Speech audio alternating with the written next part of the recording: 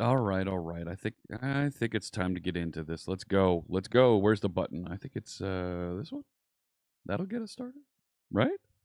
Hey there, friends. Good morning, good afternoon, good evening, whatever time it might be in your part of the world. Greetings, my excellent friend. It's so good to see you. My name is Jeff Fritz, and today is June 16th, 2024. We're gonna write a little bit of code today. How you doing there, chat room? It's been a while since I've streamed on a weekend. I want to get back into this. I think there's something that I've been missing, not being able to stream on weekends. Certainly, when I get into the fall, I'm not going to be able to stream on weekends because I'm going to be traveling to see the daughters each weekend. Because I've got tickets to college football games, and I'm going to be either at one university or the other watching the Fritz daughters. It's going to be fantastic. So I'm really looking forward to that in the fall, but it's going to mean I'm going to have to shake up my streaming schedule a little bit.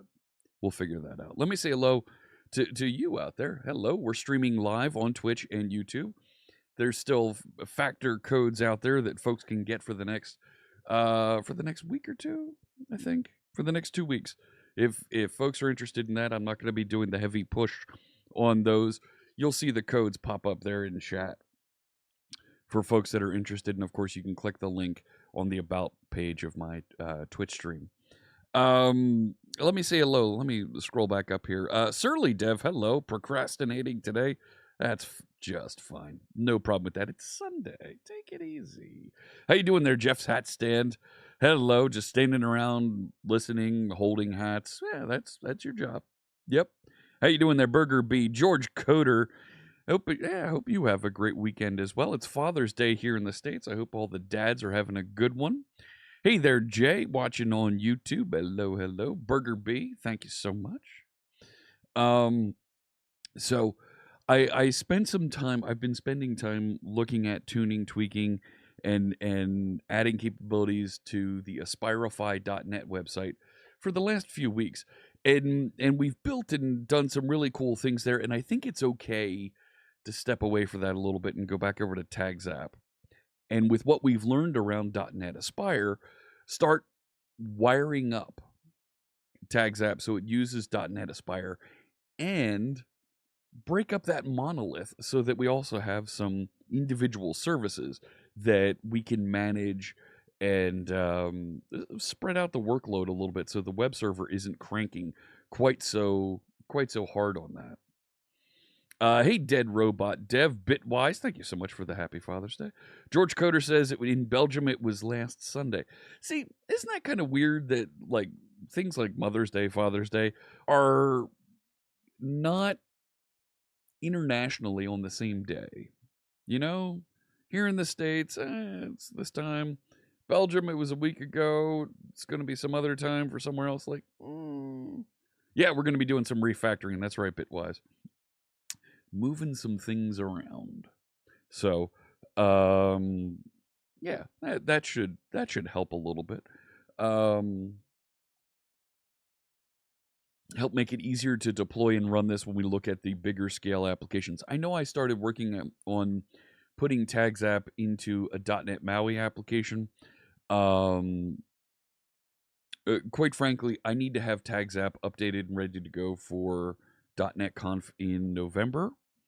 And I want to get things done sooner than later for that so that we can come back and make some updates, do some improvements as we get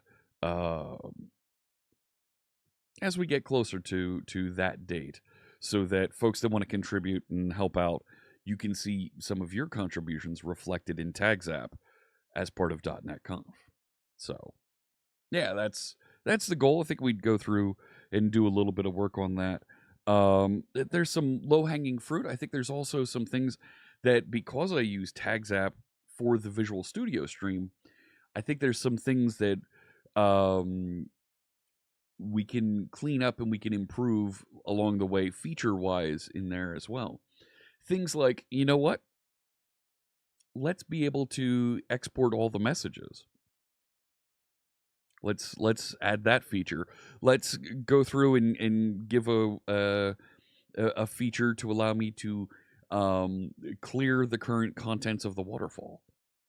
Start with a fresh screen at the beginning of each stream, even though we've got messages in the past there. Like, yes, they've been moderated and approved, but I want to start with a clean, with an empty screen. That's not too bad. We should be able to do that. So stuff like that I think we can add on as we're going here. So I think reporting is a big feature that we need to talk about at some point here. So Tags app, for those of you that don't know, is a completely free and open source application that we've built here on stream that allows you to capture messages from a series of different social media networks and put it together as a series of tags, as a series of messages that appear on a screen that is very flexible for you to customize, extend, and make work for your event, for your live stream, for the way that you want to engage with social media. So let me there we go. Let me head over. Let's get over to the code and we can start talking about what we want to do to improve this. So, and I'm also going to get some music playing in the background here. I'm going to go with the EDM playlist today because I like this first song on the playlist. This is called First Win. There you go. You can see it up there. This is music that's DMCA free, royalty free. Use it wherever you'd like. Twitch, YouTube, doesn't matter. Big thanks to Harris Heller and his team of creators for making this music for us to listen to today. I'm going to just add a couple issues. This is the Tags app repository out on GitHub. Anybody can grab this, clone it, fork it, make changes to it. There's the link there in chat for you. I'm going to add just a couple issues here to be able to export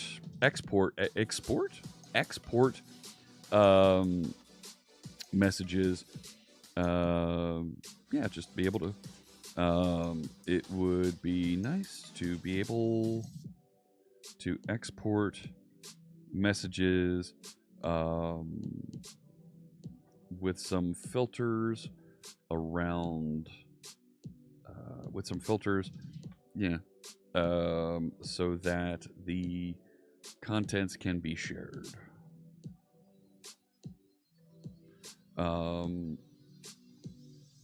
Possible filters, all messages, not rejected messages. Yeah, I don't think you ever want to export rejected messages. Like, there's a reason why we moderated those away, and I don't want to see that. What else?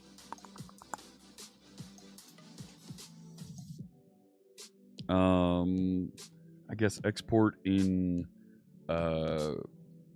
CSV format for review in spreadsheets. There we go. That's a easy to identify feature. And clear the waterfall. Before a stream or an event, I'd like to be able to set a timestamp where no messages from before that time should be visible on the waterfall. All right, just to be able to clear it. And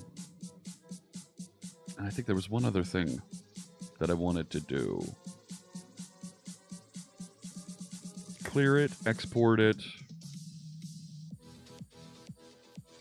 Oh.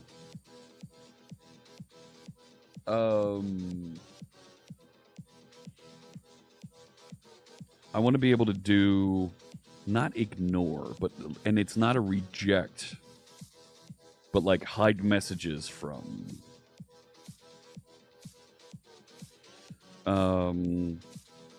I'd like to be able to hide messages from certain, from bot accounts. Let's just say that.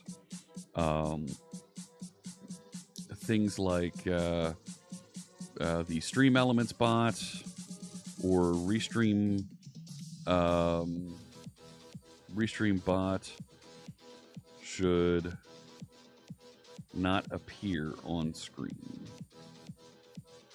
And I feel like that's going to be a configuration option because, right, it's one thing to reject messages from them. I don't want to see them at all. Like, there's going to be a common bots screen that will list some of these out on, will collect some of those, and will allow you to maintain, add, and remove things. You might have a custom bot that you have hanging out, and I don't even want to see messages from them. And maybe this is like a second level of moderation. There's one level of moderation that says reject messages from these things, and there's another one that says I don't want to see anything from this stuff at all. Maybe it's just an extension of blocked users.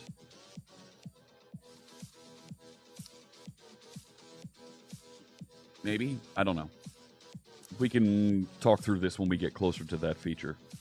But first, I want to break up the application a little bit so that we have those social media services running in a separate service. That way we can start and stop that service appropriately. So, hey there, Alu the Crow, good to see you. You aspire to use Aspire to help your builds aspire to new heights. Impressive. I see what you've done there. All right, there we go. Cool. We've got a couple more folks watching us on YouTube today. Thank you so much, YouTube viewers. Yeah, I got a little frustrated with YouTube last week. Like, when you're streaming to YouTube and you've only got 1, 2 viewers, and the amount of things that I have to put in place so that I can stream to YouTube, and just to have YouTube come back and say, well, you're not allowed to monetize these videos because blah blah blah. Like, really? I mean, after every stream I have to spend upwards to 10-20 minutes just rejecting copyright claims on every video. Like, that's annoying. Hey PC nerd, good to see you. Hello. I forget where we left off over here. I also want to see if I can get the application submitted to extend my the TagsApp YouTube integration so that I can actually use that for an extended collection for collecting messages from YouTube at a faster rate, so that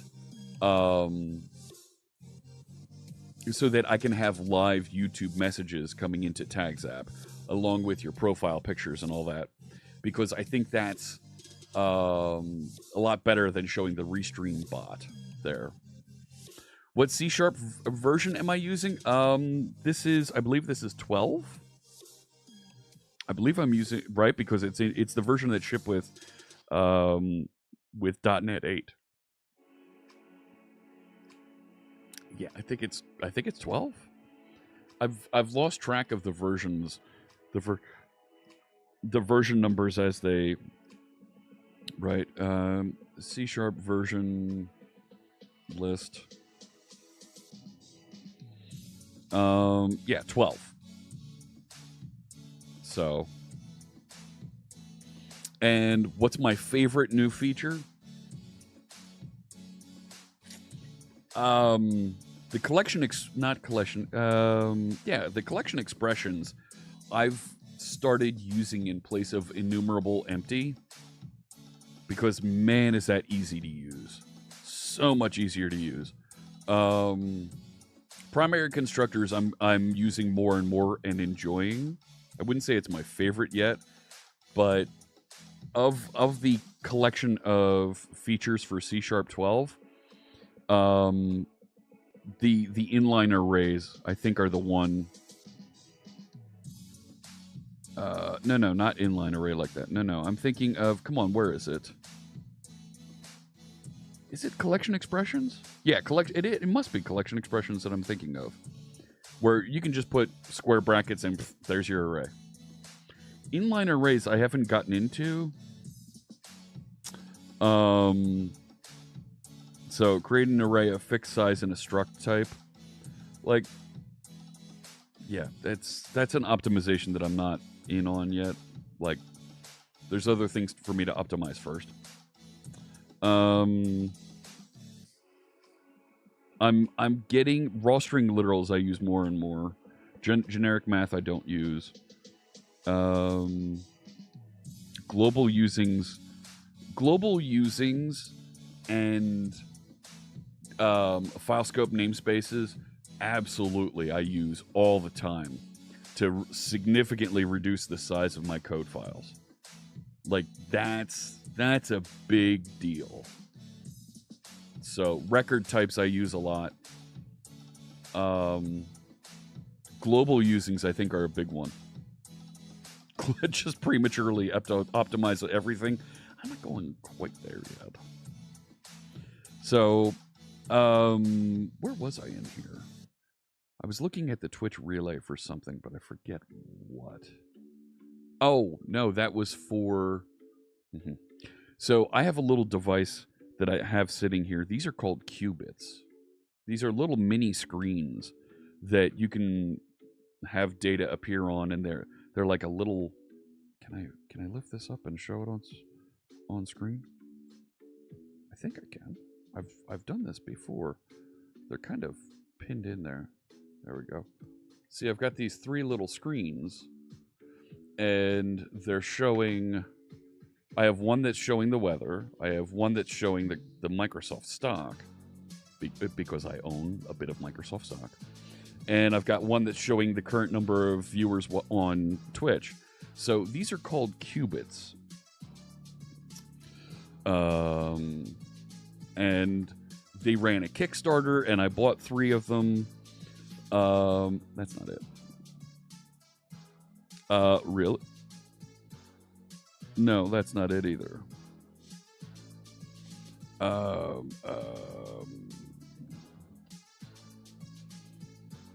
here, you. No.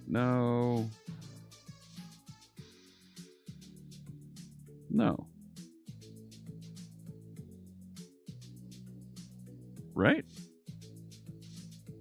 Stand by. I can't find their website.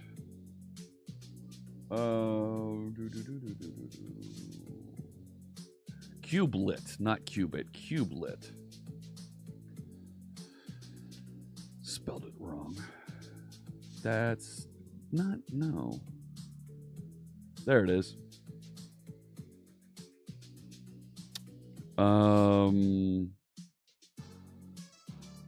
Yeah, cublet. Cubelit, yeah. So... This was a Kickstarter that I participated in. And kind of cool. They didn't... This application isn't there. I haven't tried that one. But there's just the stockholder. They're building more and more applications for these things. They didn't do too bad.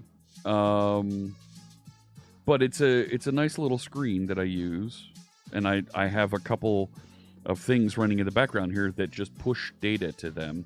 One of the things that I set up was, let me push my current number of Twitch viewers onto it.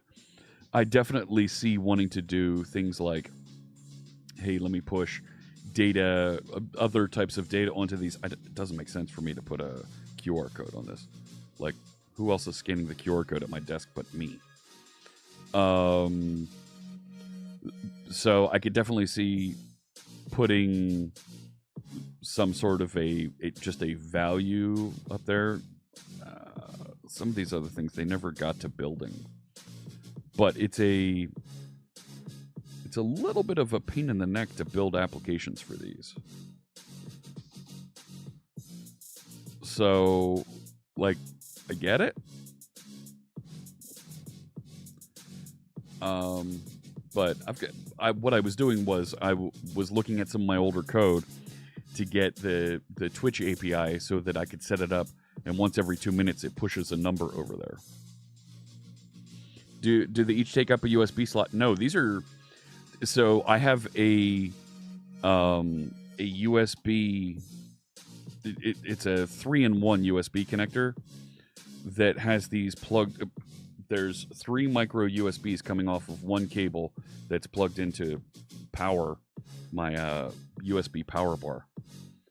So that's kind of nice to have that sitting there and updating and showing that stuff.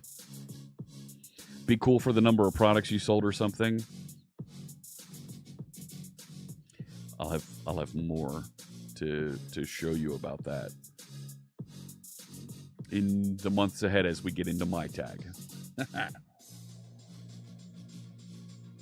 So, yeah. So, like, I can't customize the color or anything on it, but or graphics, but it's showing me the number of viewers right now, and it's updating once every 2 minutes. So it'll update again here in a minute, and once every 10 minutes it updates the weather temperature from the local weather station.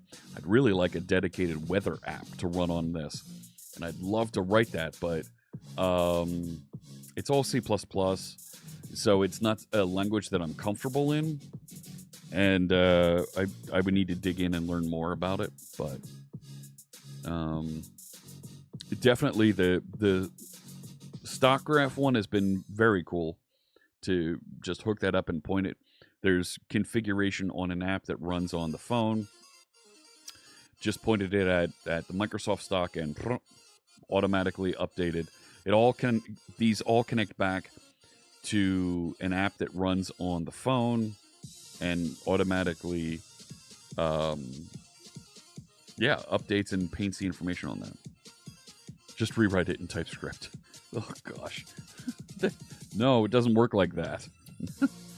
So, all right, let me dive back into this. So we were working on breaking up Tags app so that it runs with .NET Aspire and starts to pass some of the telemetry information back and forth, as well as connects up to database and all that information running locally.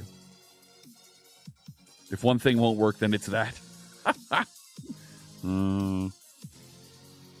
It amazes me the naivete of some folks. There's a bit of an argument going on right now. Theo is on Twitter and complaining that folks should learn Git. You went to school for 4 years, you should learn Git. Like, dude, you are showing just how disconnected you are from the world. And then there are people who are telling him, and folks that I've had a bad run-in with, telling him that, dude, no.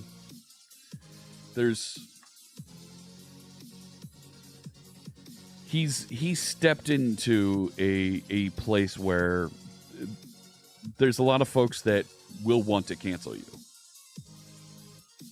What's wrong with Git? Nothing wrong with Git. Assuming that people should learn it is the problem. Assuming that folks should learn anything is a problem. Assuming that you have the same experience as someone else is the problem. And he stepped in it in a big way. So, yeah, that's right. It doesn't exist because it didn't migrate. We have to set up and do the database migrations. Okay. So there's a piece we need to build. You think Git is pretty ubiquitous? In 2024, it is. However, source control as a concept is not something that everybody learns. No, I haven't heard of that. right? It's source control as a concept. Let's back off and talk about this for a second. Source control as a concept is not something that everybody learns. That's important to recognize. And there's nothing wrong with not learning it. Source control, however, in the professional software developer field is an established practice that is assumed and assumed, I think, incorrectly. Source control, the version control system, VCS, is absolutely something that I believe folks should use to protect your hard work. I'm going to show my age.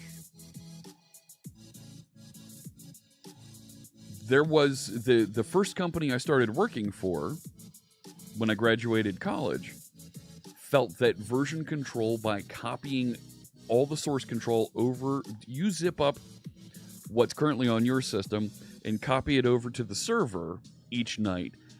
They thought that was a proper version control system. Okay?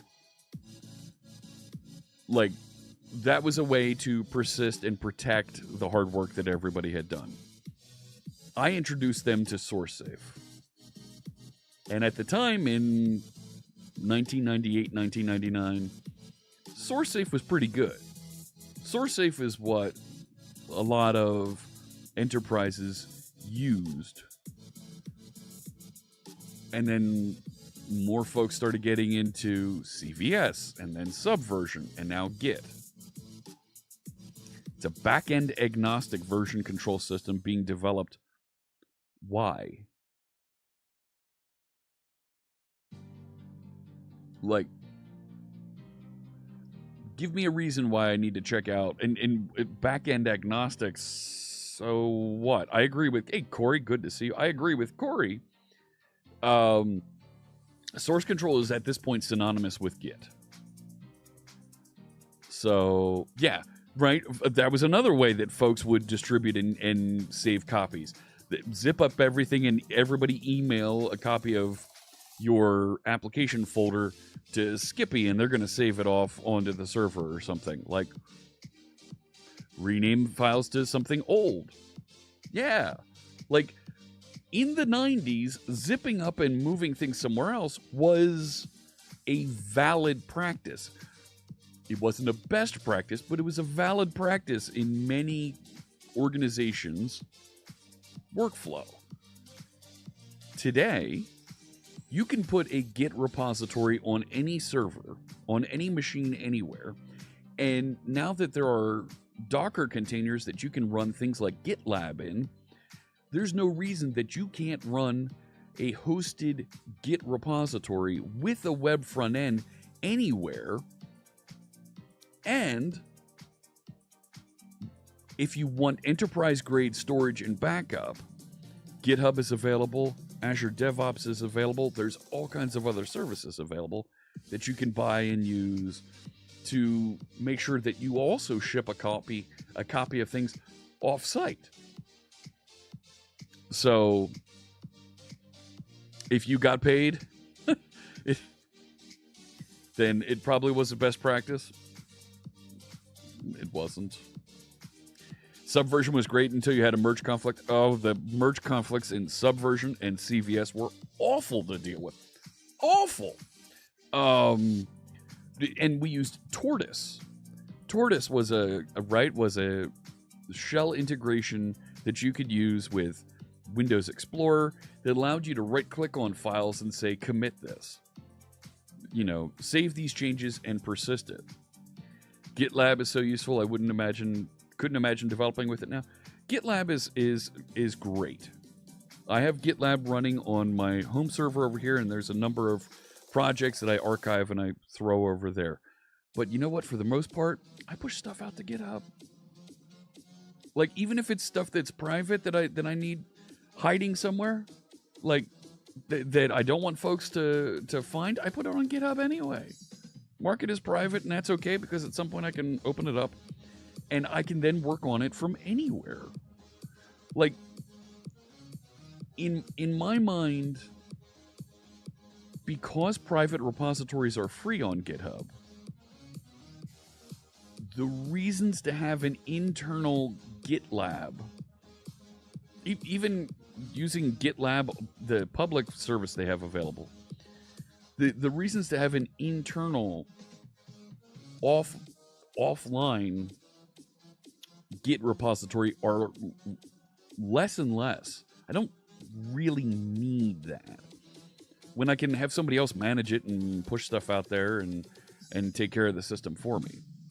Yeah, private repos are free on GitLab also. So, GitHub is constantly innovating and adding new things. That's great. I work for Microsoft. Microsoft owns GitHub, full disclosure, and I was a paid subscriber to GitHub in 2012. And I paid for GitHub for 2 years because I wanted to support them. So I stopped because, quite frankly, I had other things I was paying for, like Azure, that I needed to spend the money on, and I wasn't spending that money for myself or for my own business. So why? So I backed off on paying for GitHub, and quite frankly, I don't need to pay them because I work for the company now. Merge conflicts were awful. Just awful in Subversion and CVS. Just awful. GitGopher uses Azure, and because Azure offers DevOps already fits in. Yeah. Yeah, it started a GitLab container in Azure. Okay. Why a GitLab container in Azure versus GitHub? Because if you start a GitLab container on Azure, right?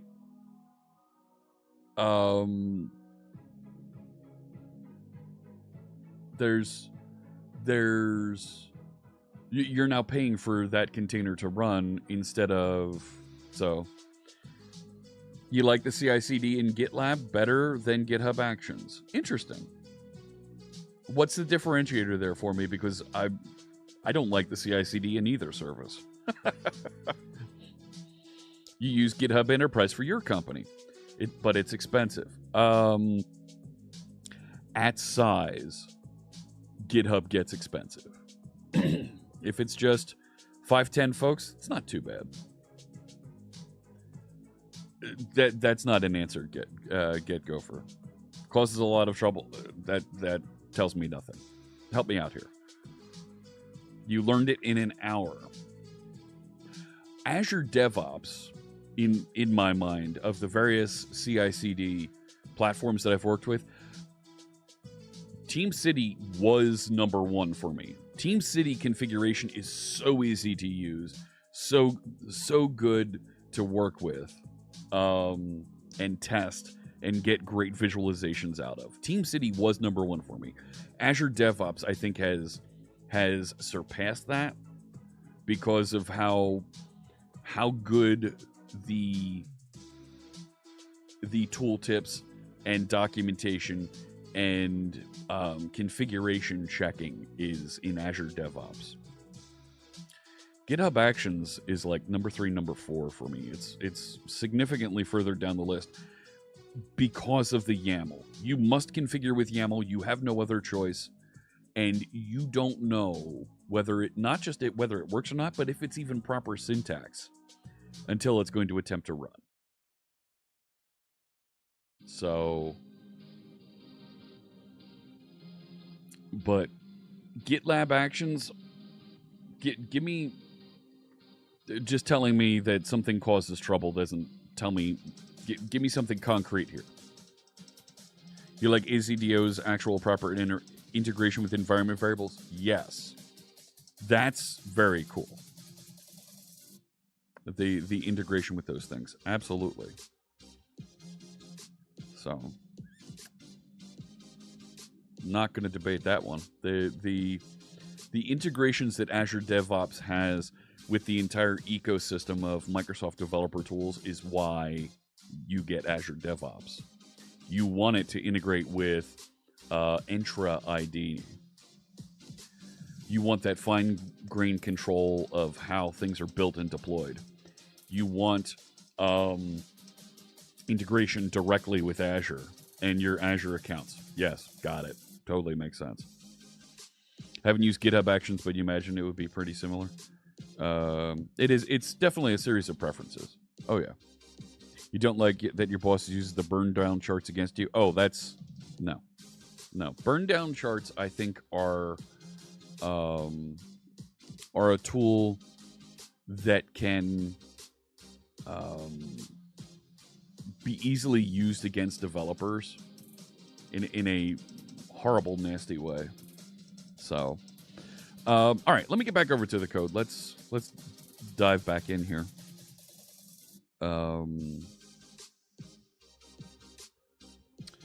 So where was I? So we need to get the migration running with the Postgres database that we have set up. So so the Aspire things, there's the service defaults, and it's going to pass into here the connection string, and we already set it up so it consumes the connection. Okay, Alu. So all the migration stuff is down here. And I want to do a little bit of the wait for... Well, these migration actions should actually... They should be okay to run at startup. I might not need the migration service. Right? So if I look in here... Oh, dear Lord, this is... Right, so there's the migrate. One of the migrates that were in there.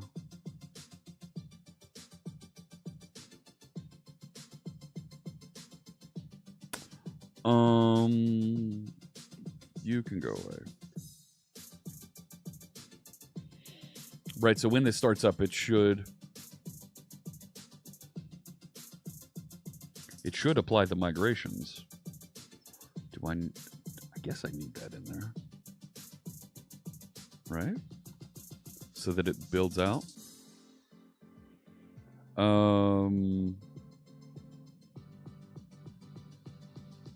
We'll create the database if it does not already exist. Okay. And then the other one, so that's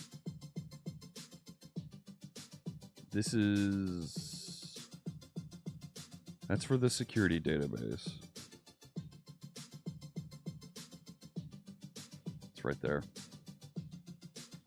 Let it do the migration. Like, why not?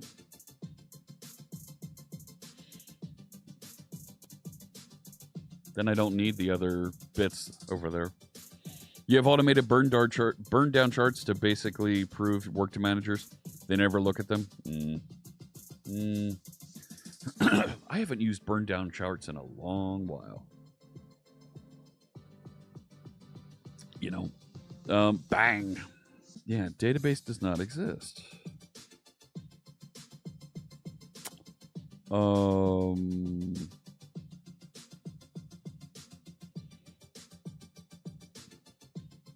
It should have migrated.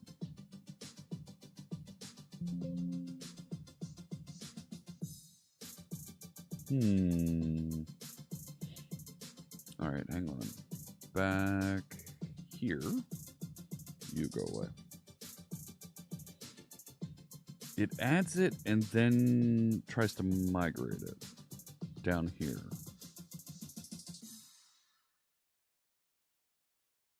Let's put a breakpoint on that and see what happens. Yeah, you. So there's the database server. Let's take a look in PG admin. Yeah, I know. Database server, yeah. Yeah, it didn't create tags appdb. Why not?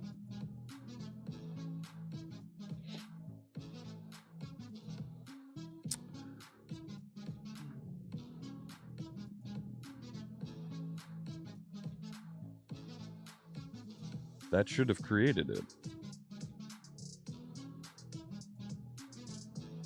restart, take a look-see.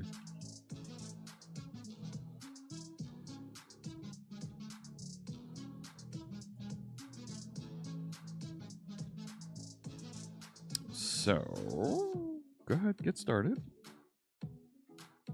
There we go. Right? So, tags app DB, right? That was... Right, I did this exercise of moving this over here, and it's called tags app DB. That should be the database that it... Yeah, it should have sent that over. Okay.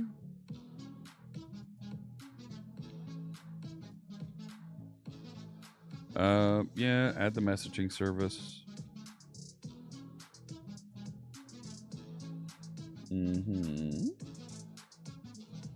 So there's the context database. Provider name, good. Show me the...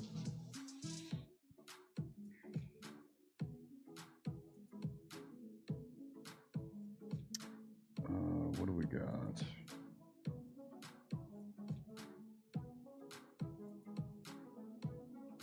No, I want to see like the connection string here. Right, there's the database facade. Right, that's that.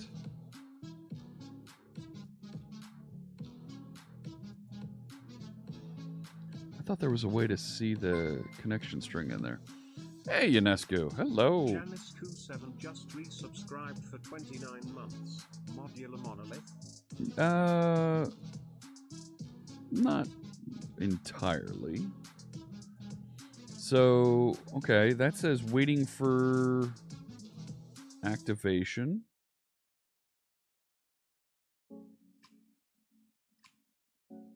So I've just set it. I haven't actually told it to run. Right?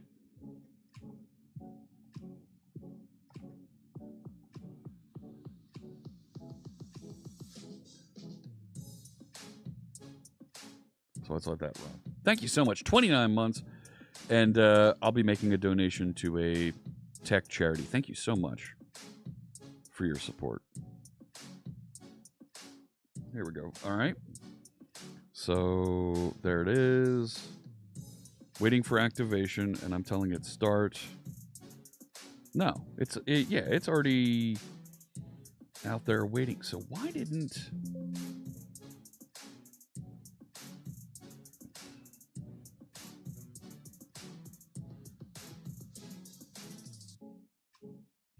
Like, that should run in the background.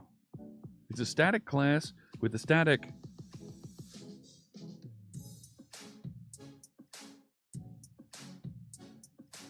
Like, that should complete on its own. Have a good one, Bitwise.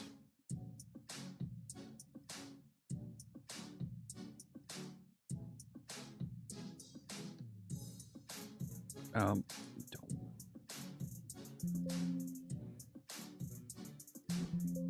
Yeah.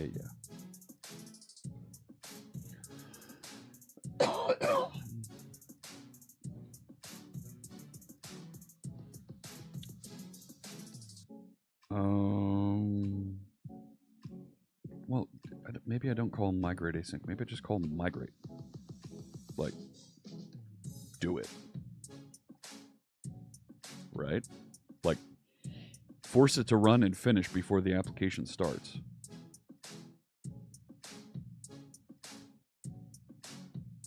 Uh-oh.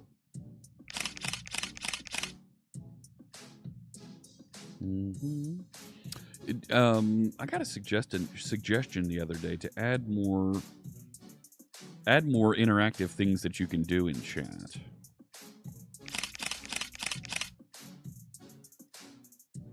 Really? I don't think it's actually... Wow. Okay, so we've got a bunch of errors coming out here.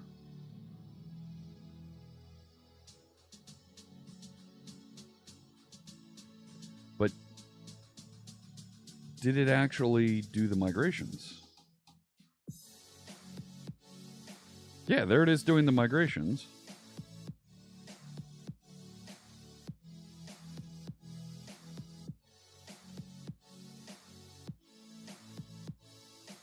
Azure safety moderation.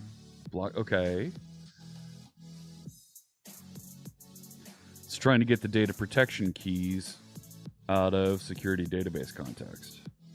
Right. That one isn't. So here's another migration that didn't finish that it should be doing down here.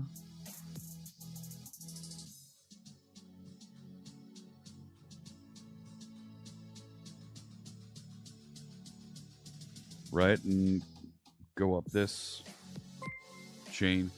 Hello, Junie! Junie_von_s just resubscribed for 40 months. Other 404 not found, aka I don't wanna work today, says the code. Yeah, you aren't kidding. Am I running into a scenario here where... So that await is not actually... Right, walking it back. Yeah, it's not actually activating and coming back.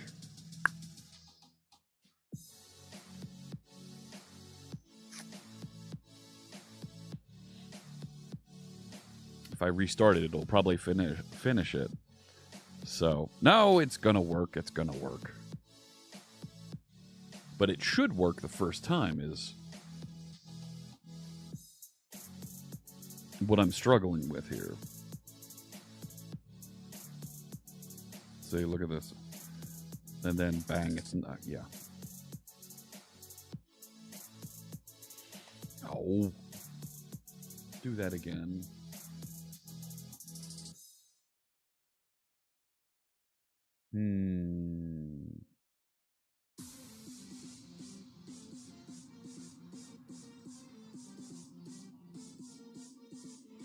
Right, database is already up to date, and then here it is. Shut up.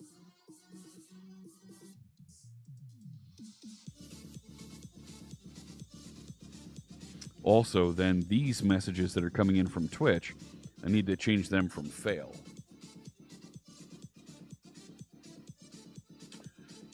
But this is the security tables are not being built. Yeah.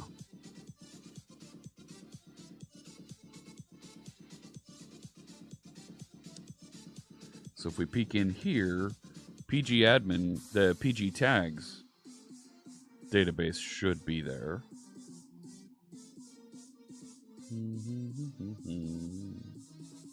There it is. And we take a look at the list of tables.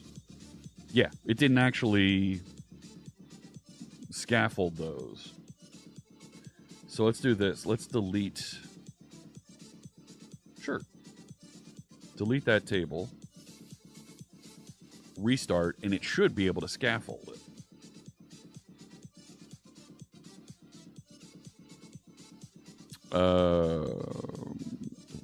What do I need Aspire for that Composer KXS can't do for you? It does so much more than those out of the box with zero configuration. Like that. The dashboard. Like, it has open telemetry configured for me out of the box. Automatically wired up to all my services. It has all the logging and startup. I have a single entry point. I don't need to go and start a half dozen services and make sure that they're all configured, know how to communicate properly. It does service discovery so that they all know how to communicate with each other properly, instead of in Docker Compose, where I need to wire up everything properly and make sure that the YAML it has the appropriate syntax and I'm using spaces and not tabs. Instead, I get to use code, and I get validation from a compiler, and I can take advantage of code constructs to do other things besides just configure. I can put for loops in there if I wanted. I can put if loops in there if I wanted. I can create collections of things and configure them how I want. I can run not just containers, but projects and other types of source code. I can tell it to orchestrate and start up and pass in environment variables and connection strings. There is so much more that Aspire does than just orchestrate. How is that a monolith? Tell me how that's a monolith.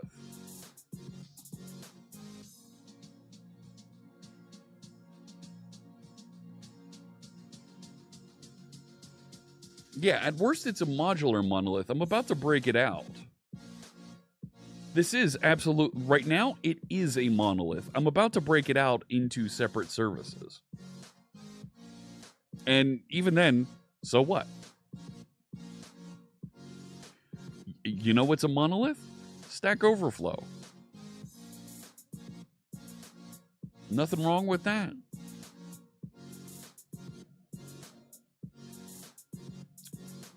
There's different architectures for different types of applications. Google Wallet was a monolith for a while. So what? That's not a bad thing. There's different architectures and different needs for different types of applications. Tags app, we always identified as something that we want to break up into separate services because of the way that it interacts, and it has this kind of Hydra type of approach to interacting with all the different social media services that it could be collecting data from. In that way, it does make sense to break up into separate microservices and be able to have multiple web front ends that query and read that data. I can swap in and put very cool development mode only application structures here that emulate what we have when we get to production. So lots of options there that we can consider. So now let me go back over to the database. Right? Like, look at this. I have it starting a database that we can connect to and run with, well, I moved it over here into a separate, with, right, 4 lines of code. And it passes all the discovery information about that database into my application with 1 more line of code. Like, that's pretty handy. And if I want to add another database, right, if I wanted to allocate 1 more database out there to do something else, right, I can say add another database, and now I have a foo database out there that I could pass into something else if I wanted to. But as I'm breaking up this monolith into separate services that'll run in separate containers, coordinate and ship data back into my main database that the websites present information from after it's been curated and processed by each one of those social media services, right? I'll be able to move these things around a lot more freely. So it's not a monolith at all. It's a single point of entry is what it is. I could start all these things independently, but as a developer, when I want to be able to develop and work with the entire system, I can do it all right here in one solution. This is a mono repo. So, can't the basic application query different independent databases? It could, but that's not... Let me get the application... Let me see, where can I move?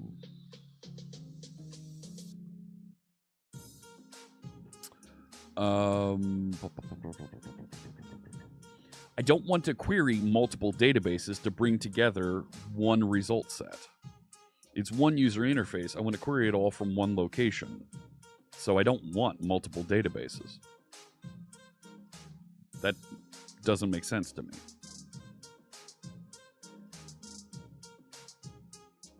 I've got one table that is the collection of here's all the interactions. If I broke them out and put them in many separate locations, now I'm making many database requests to bring them all together. I want the Hydra endpoints, services, to go query, collect all the stuff, clean all that up, and deliver their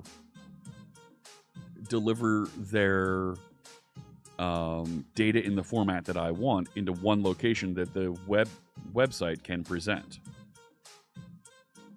So,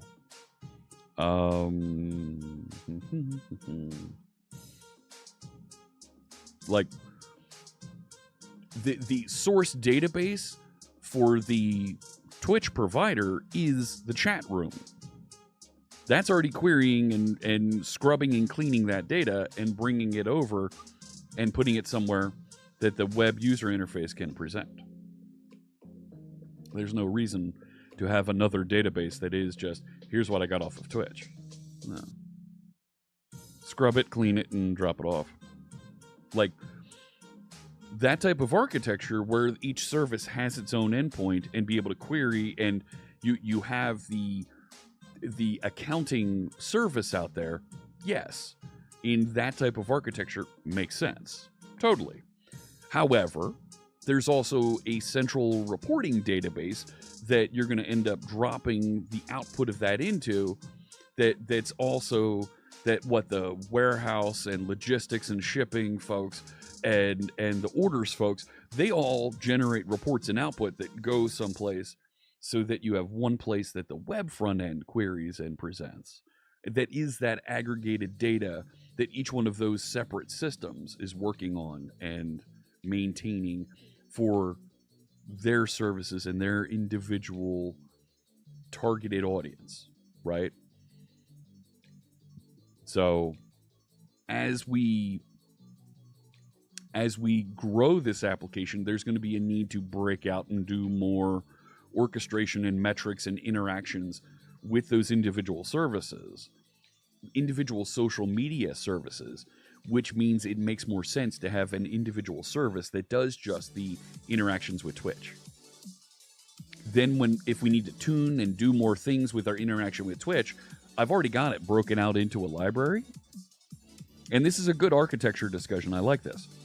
So I've already got all of the interaction with Twitch broken out into a library right here. Right?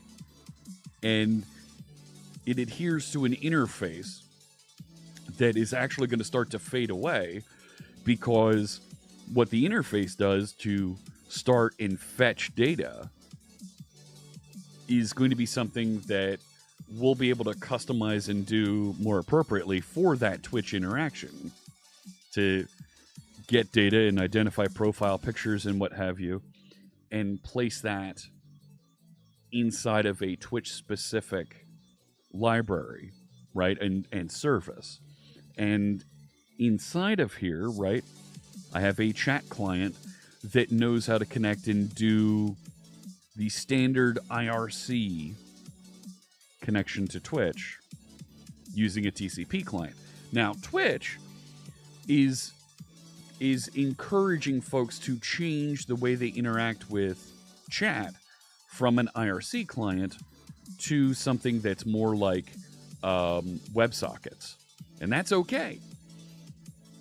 In this scenario, I have everything isolated in one class for how it connects to chat. So I can update that. And I've purposely put an interface in front of this so that my service knows how to say, why isn't start on here? Start should be on here. Well, it knows how to do, listen to new channel and start listening.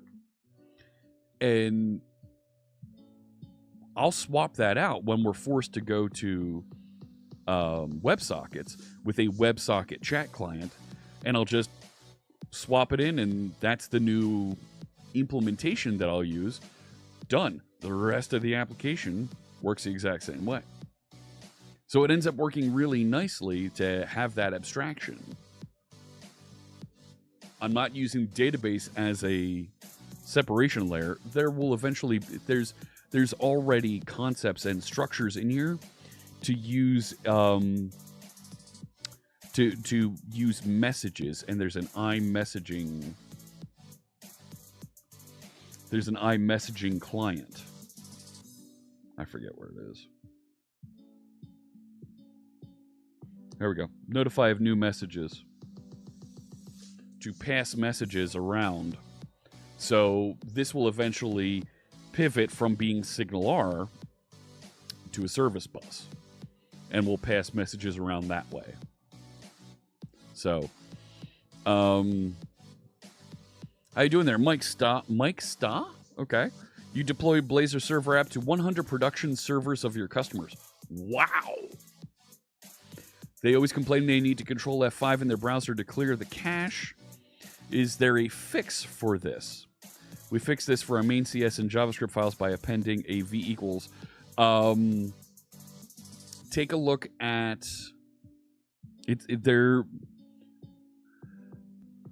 out of the box. ASP.NET doesn't do this. Doesn't make your CSS and JavaScript production ready. Take a look at Web Optimizer, which is a project of actually 2 members of the .NET team. At Mads, there you go. You can see Mads right there. And what this will do is give you the ability to do cache busting in here, as well as do compression and what have you. So, yep, cache busting. There it is. So it will add that.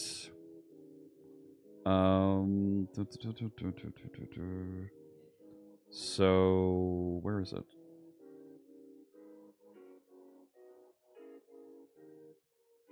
Yeah.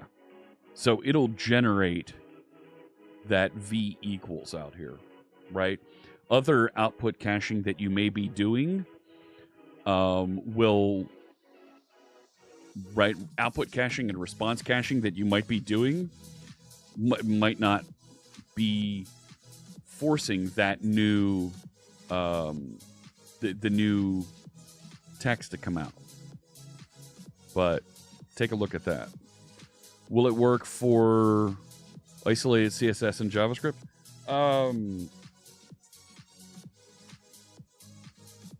I haven't tried it because it is looking for files. Another technique that I've used, and I used for the for Aspirify.net, the News Hub website that I wrote and maintained,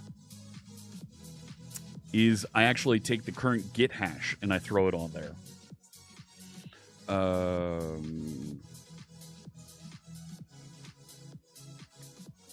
Oh, come on, man. That is not pain in the neck. There we go. I actually throw the Git hash on there. So there is, I wrote a little class here called Git hash that reads a text file on disk that has the hash that was deployed and just stashes this value so that it's available and hanging out there, so that whenever there's a new commit, right,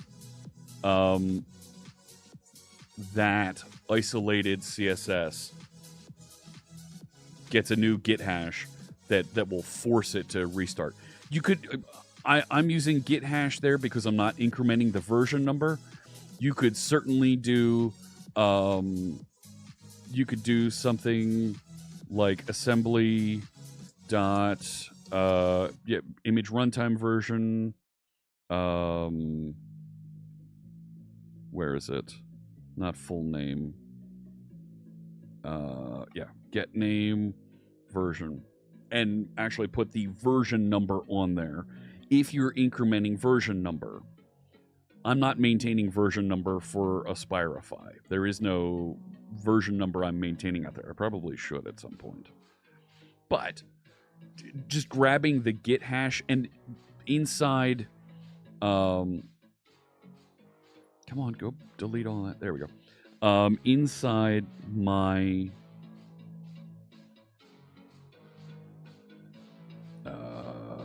Aspirify net website. I don't know why I called it that. It's an awful name for a repository. Just awful. Here we go. So I just run a step here that calculates the SHA and echoes it into a text file on disk, right? That way, it's sitting there on disk. It'll be copied in with my application. I don't care if you see my git SHA. It doesn't do anything for anybody. It's a SHA, right? It's a hash.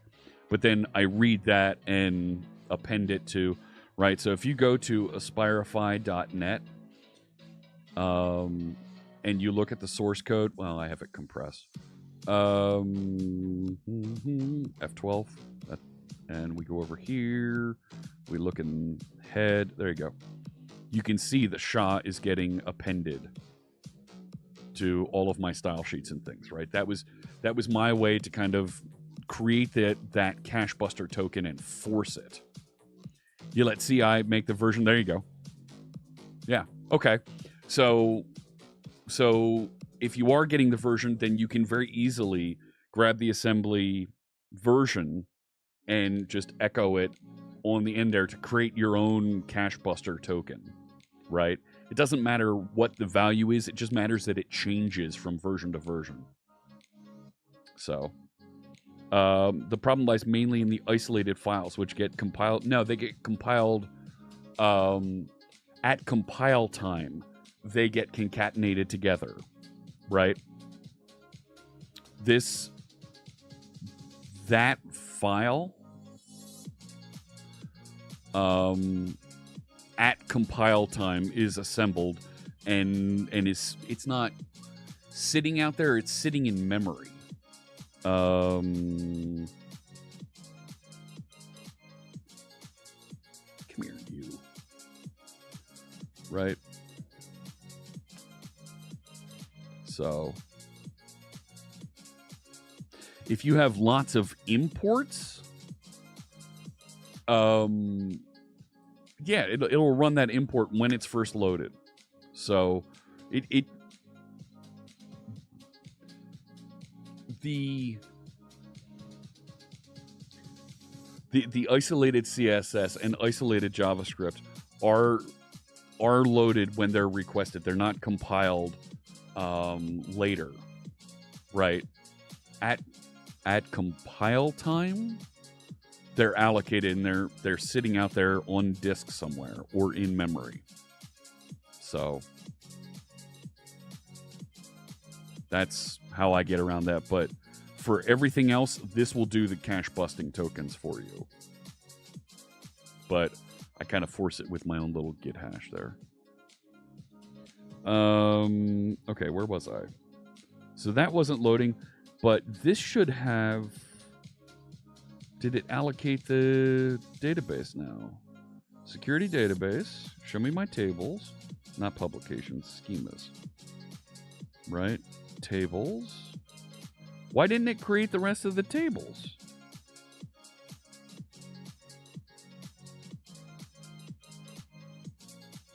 Yeah, there's nothing in there.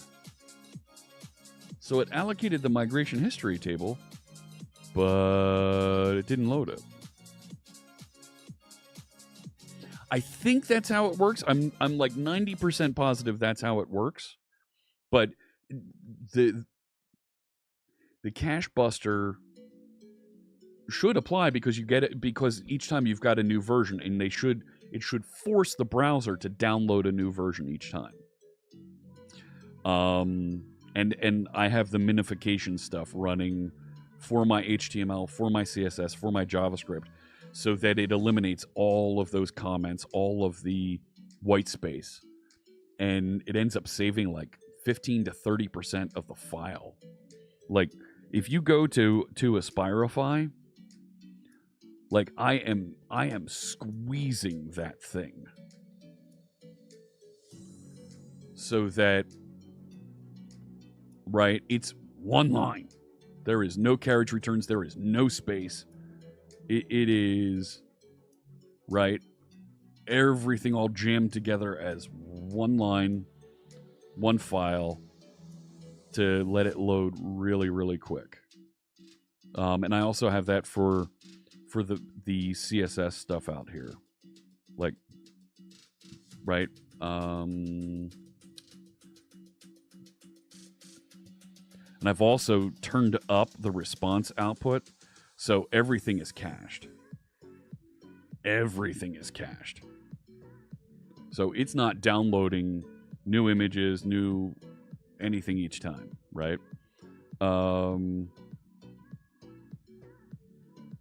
Right? I mean, crumbs. The CSS is not even showing me anymore. But if we go into, right, like, it's disable the cache. Go ahead, run. Right? So here. No, not that one. This one. Right, that's the generated one. There you go. There's one of the ones that's built for the application, and it's smashed down and minified, so it's only 13K loading. But the amount of content that is available for the entire site is like 2 meg. Like it's a full meg for everything to be downloaded. Like I look at that and go, holy crap, that's a lot. And I don't want every time somebody navigates to the site that they're downloading that much. So I cranked up the cache, and I've also turned on lazy loading down here. So you can see it's requesting new images as I scroll down. Right? Like, cool. I don't have to load a bunch of that stuff. And some of it is going to get cached. So now the next time I come back, right, it's not reloading it. I like that. Keep that all to a minimum. But that's stuff that doesn't come in the box, in the configuration. You have to turn all that on. So I gave a presentation on that a couple months ago, and I feel like I need to turn that into a YouTube video. So trying to figure out how to publish a Python API in .NET 8. Take a look at Iron Python. But even then, why? Why publish a Python API? Publish an API that Python can tap into? So, and Iron Python, it isn't abandoned, but it hasn't been updated in a while. So, okay, so I was over here looking. Let me close the Aspirify source code. So I like the architecture discussion and some of this. Why isn't that, or are we hitting this? It's possible, I guess. Let's go back to this over here.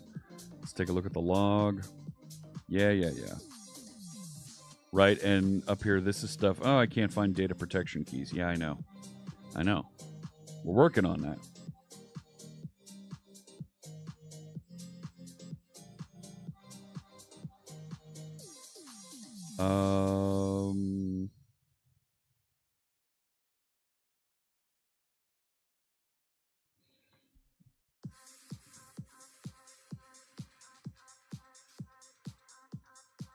Yeah.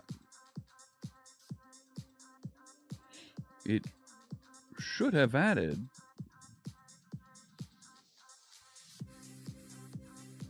There it is, looking into migration history.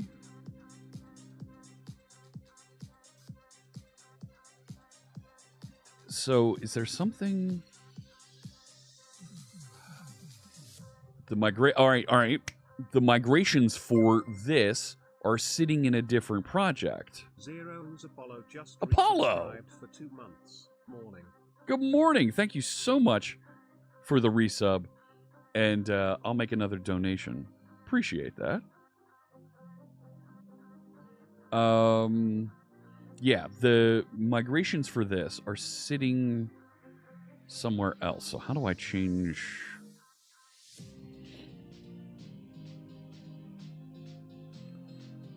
I went looking for this before. This is okay, hang on. So, EF Core Migrations Assembly. Right? Yeah,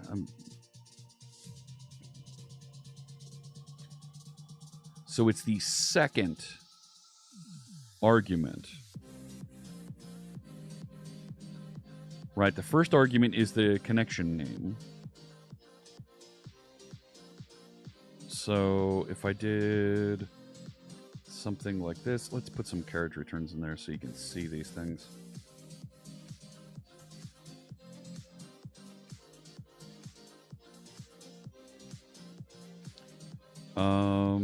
Configure, and see it's not in there. Migrations assembly isn't there.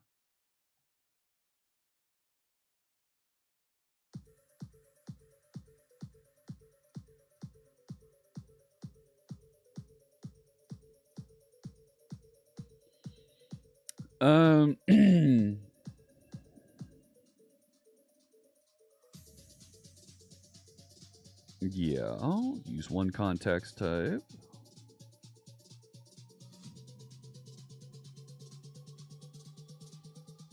And passing the project somewhere else.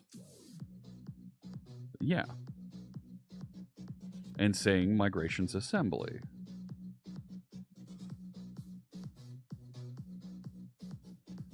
So is that in... Let me move that up so you can see. So is that in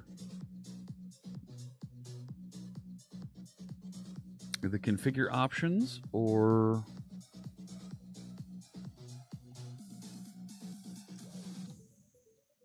Well, hang on. There's an options.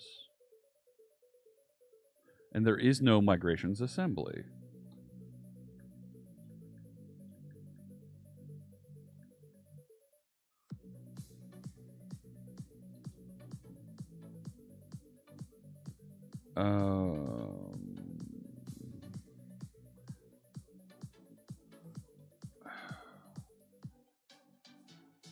Oh, this is annoying. Right, because that's the Aspire one. Yeah, look at that. The action isn't Aspire. The second argument is an Aspire thing. So... Right, those are the Aspire things. Okay. Okay. Let's put this back the way it was.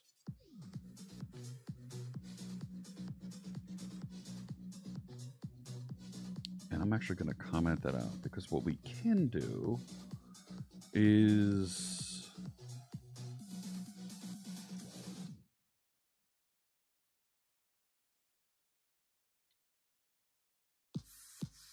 No, that's not the one I want.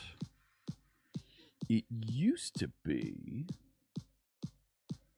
There's a way to add the context, right? Like add... No. At builder services.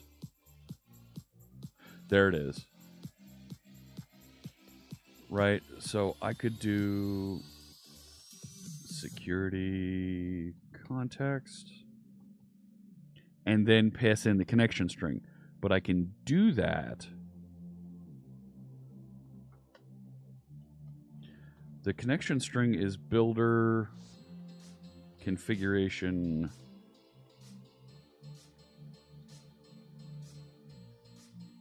Get connection string. Security DB.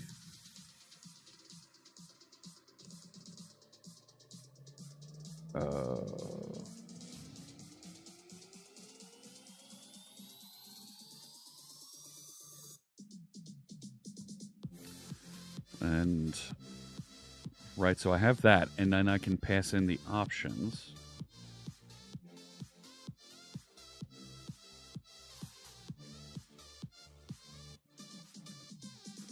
And then I can do migrations assembly. Okay. And I can reach into this one.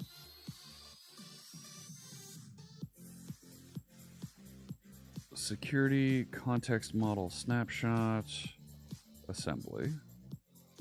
Right, because that one's an assembly. Dear Lord. It's a method.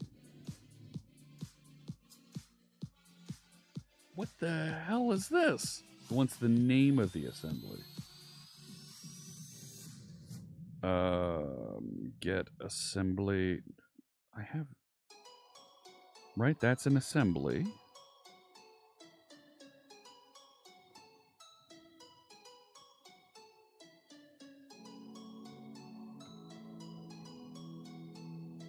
No.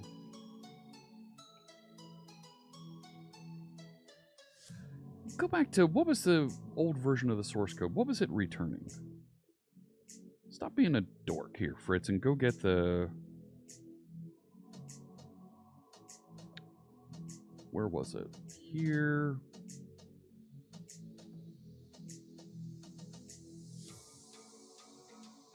Assembly.fullname. Okay.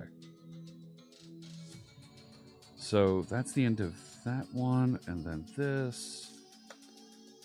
So, right, what I can do is there's an enrich. There it is.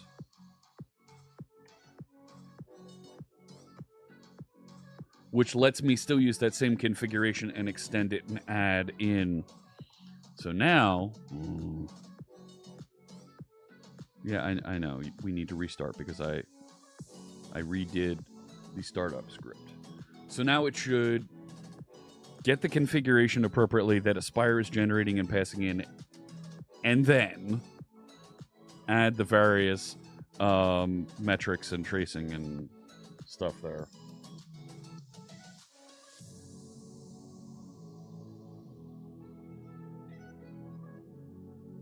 Here we go. Come on.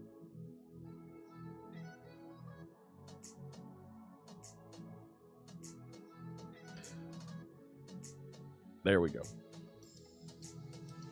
Right, and if I scroll back up here, yeah, there it is. It created everything properly. And if I look at traces,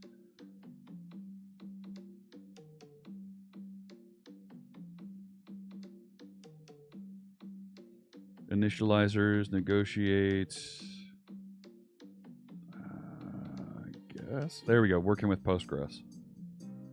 And security DB. Cool. Right? I could filter for security DB, and there's all my interactions with it, and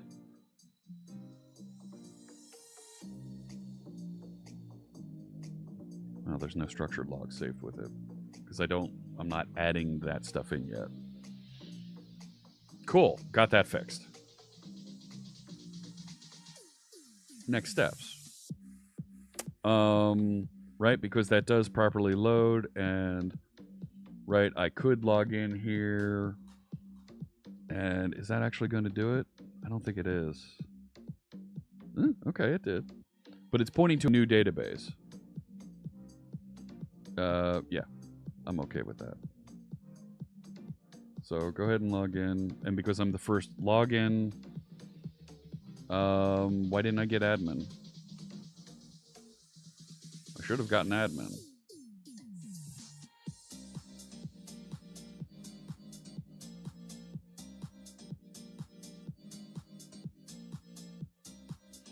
Right, I wrote this whole thing that says if you're the first login, you get admin.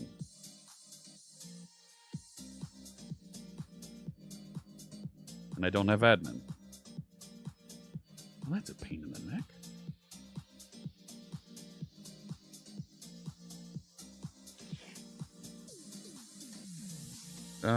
Show me the database. Here.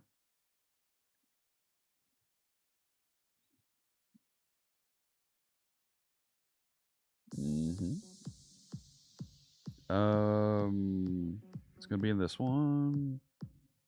Thank you. Schemas, public, tables.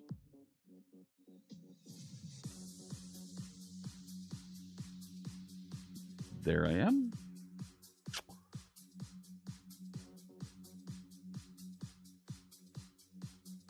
And it didn't put me in the admin table. Why not?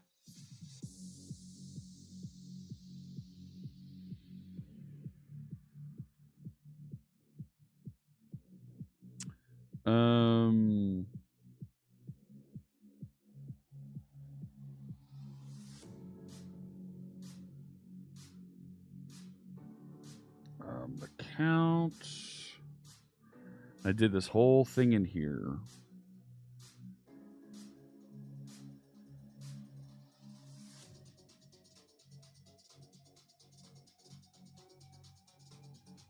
About creating that first user.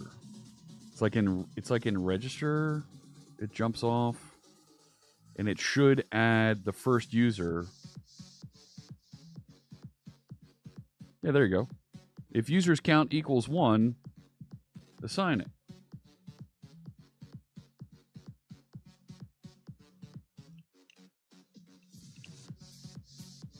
So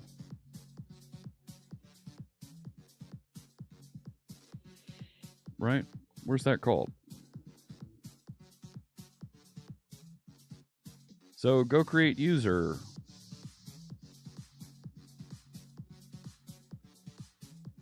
And then it goes to do all the registration stuff. So we should have stopped right there, and it should have said, oh, you're the first user. Let's put a breakpoint on this.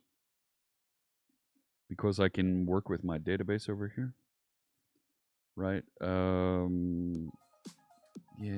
don't ask me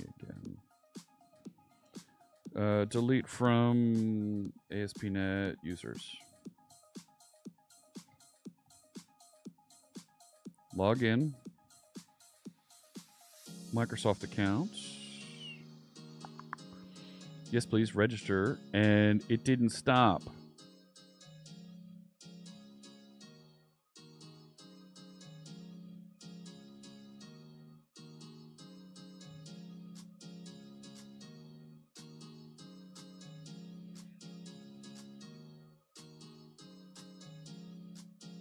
Is it external login?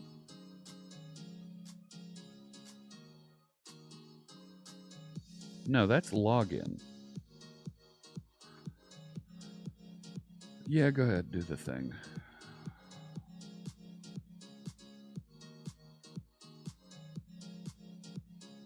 No.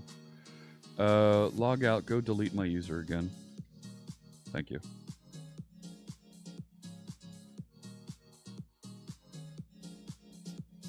Where's this bring me back to? I think we missed something. Account external login.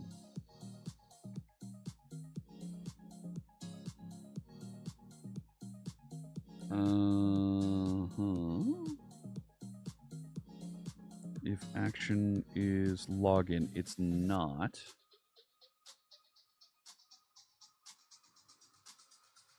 So we're not on that. There it is, create user. Create the user right there. If it succeeded, add the login. Yeah, and it never...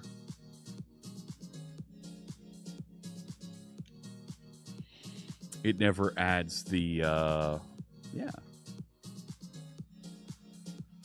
It never does the assign admin for first user. So let's copy that in. Wow, that's a good one to have missed. And identify?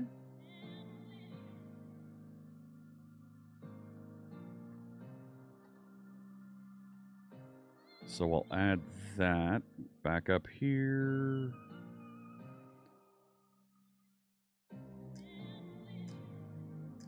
I should say...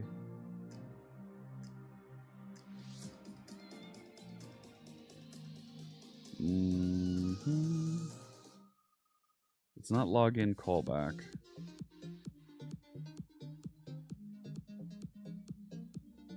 Yeah, right after create user.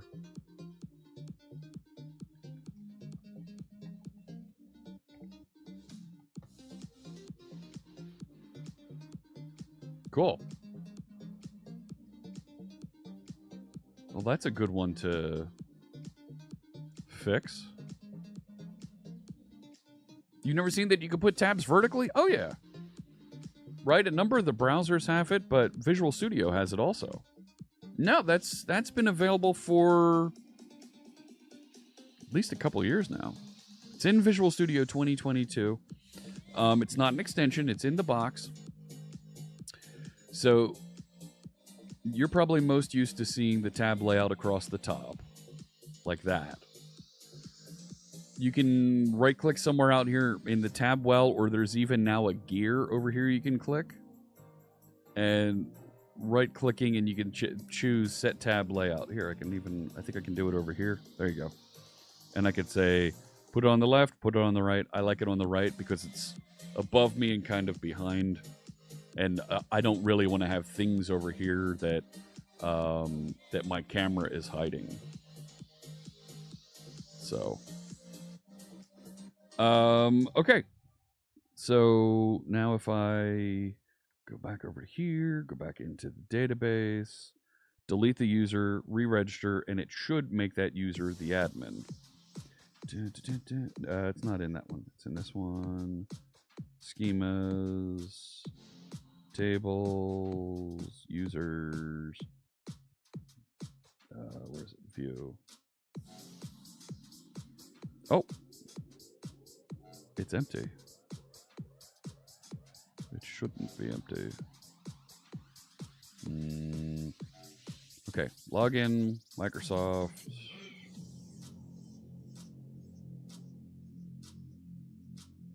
Yep. Go ahead, register. Done. Login. Yeah, go ahead. Confirm, login, Microsoft. And I should get the admin bits lining up here. Why'd everything slow down?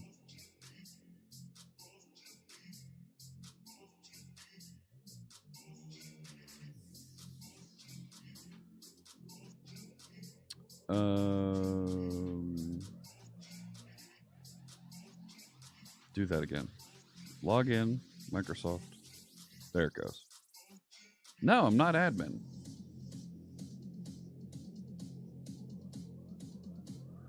Should have made me admin. There it is. User, stop it. User roles. Fine. It didn't.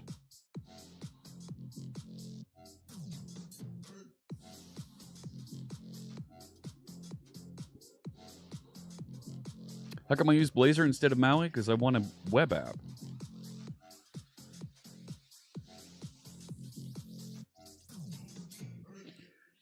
I want a web app, and eventually, right, one of the uses for this is it's embedded in OBS, which means I need to have a web page, or it's embedded or being used on a big Surface Studio display.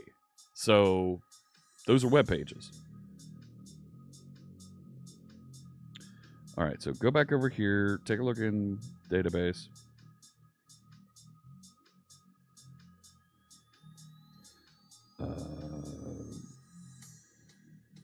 Didn't finish starting up yet, did you?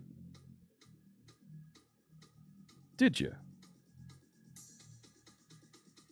Really? It's right there. Start. I've got the breakpoint set.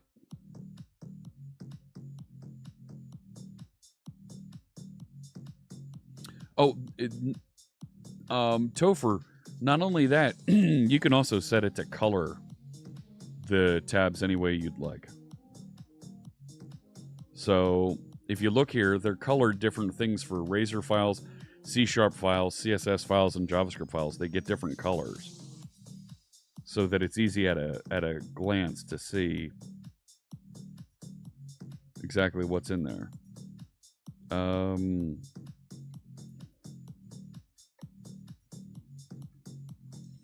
Truncate table, ASP.NET users.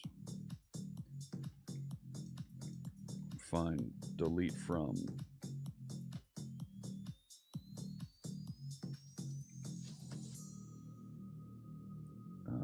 Yeah. So let's go try to re-register. Should hit my breakpoint.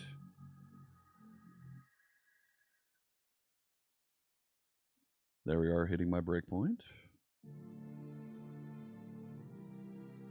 How many users are on there, you? User manager. Users. 0?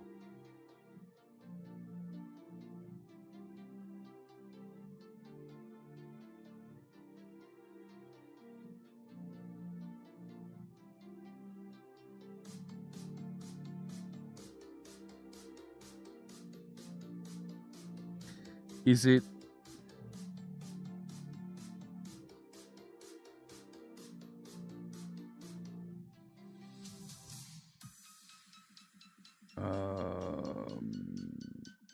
So maybe on this one it needs to be 0? Because it hasn't committed yet? But that user's first isn't going to get anything. Right? I want to have this user. Hang on, we're going to need to change that back up. You heard Maui will support web app in the future?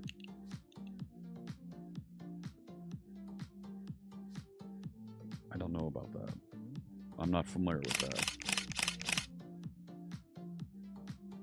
No, I don't know why it's not finding this one. So this is a TagZap user that's being passed in.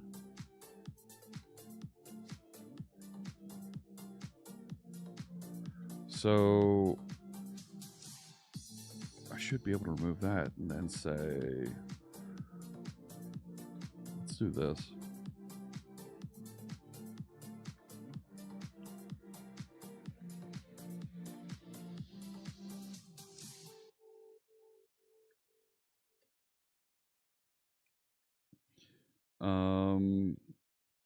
Add the claim for that user. That should work. So this is on the external login. So let's see what happens.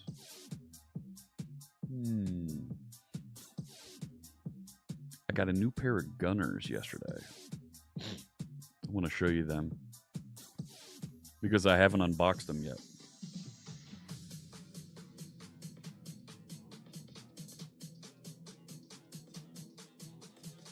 Okay, so register, yes. External login, we've deleted the stuff from the database. So there, do the register, and now it's jumping me over here, assign admin.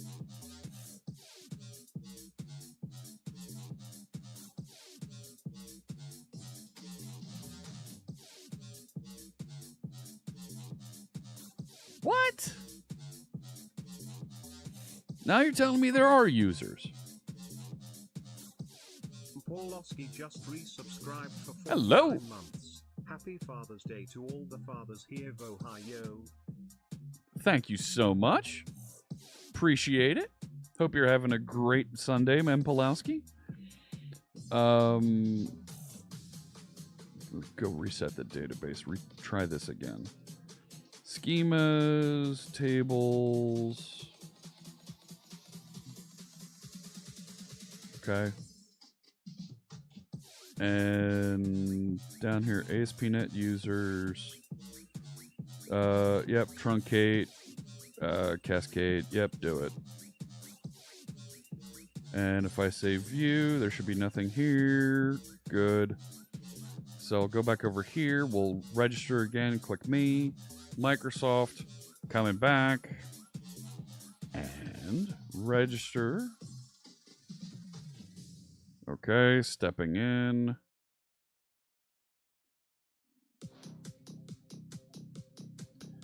Really?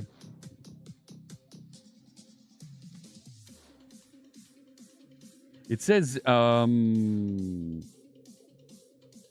should be a greater than.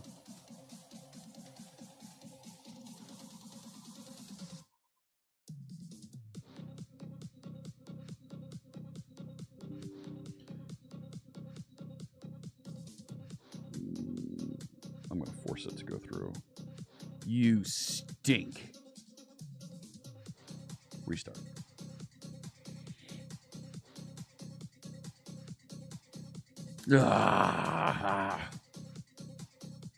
My factor shipment just arrived for this week. So, Mrs. C Sharp Fritz just texted me to let me know that she put everything away in the fridge. It's not frozen food. It's refrigerated. So, yeah, we're good. We're good. All right. Back over to the database. Let's do that truncate again. Oh, it's not going to be connected, is it? PG admin's not going to be started yet. Spicy salmon. It should be in the mix. Should be in there.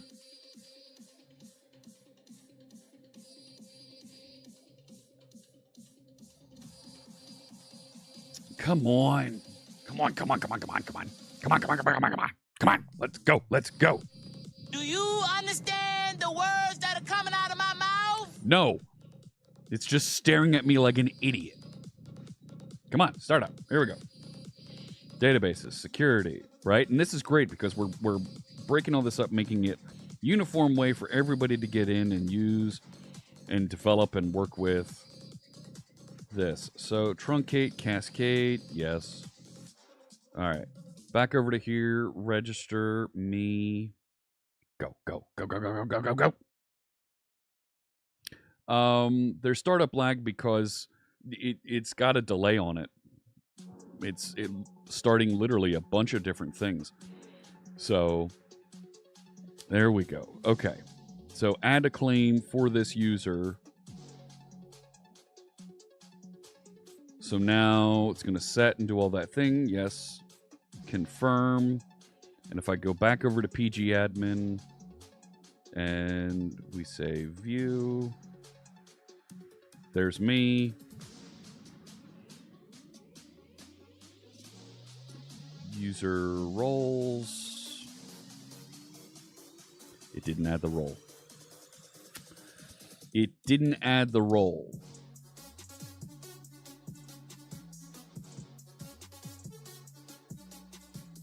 No, it did. Oh no, it's in user claims. There it is.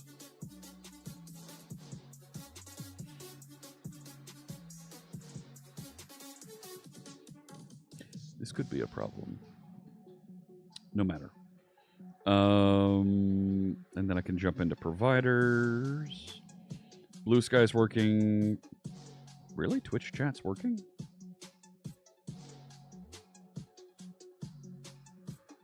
Change that. I need your help, chat room.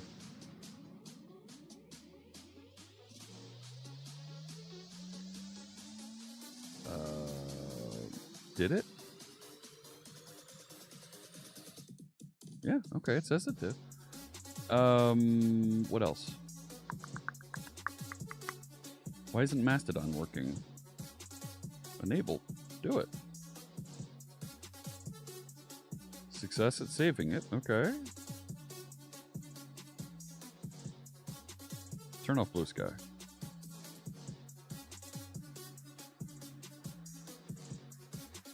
Need to figure out why Mastodon didn't start. Sure.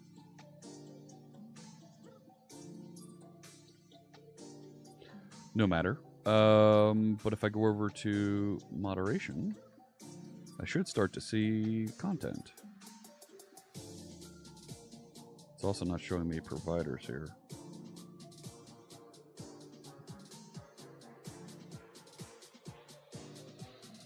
I don't think it's actually getting anything.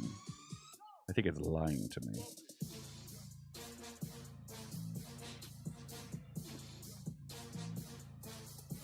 Show me the tables. Yeah.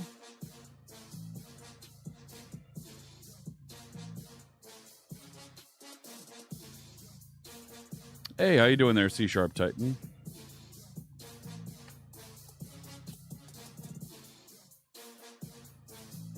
No, there's something. Oh, the hashtag.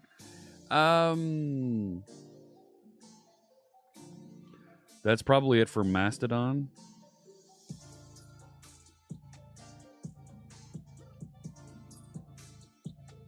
That looks like it's going to PG tags.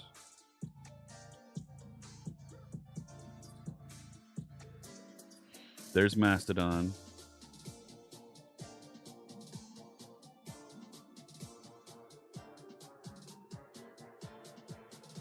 There we go.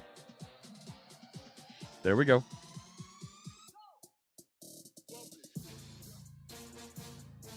Yeah. All right.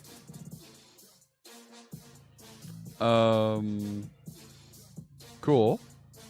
Let me change it over to dark.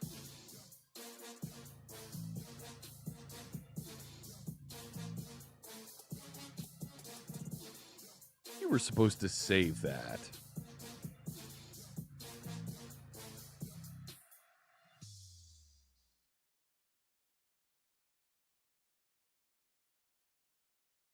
Yeah.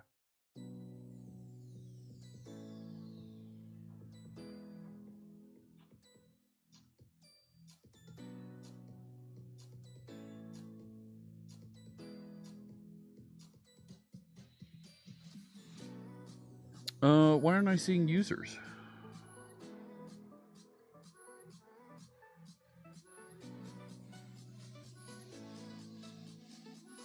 Okay. Yeah, that's loading that stuff from PG tags.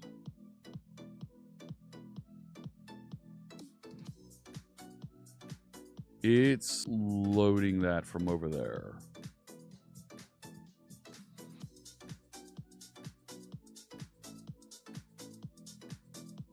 Because it's got all the customization stuff loaded from, yeah, over there.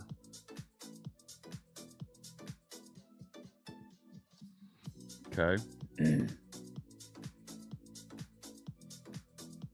The Stark Industries ones? Funny you should mention that.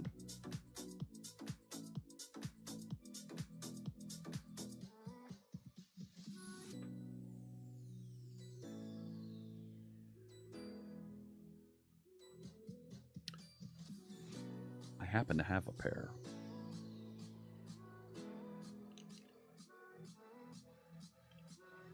Huh? Right? So, I'm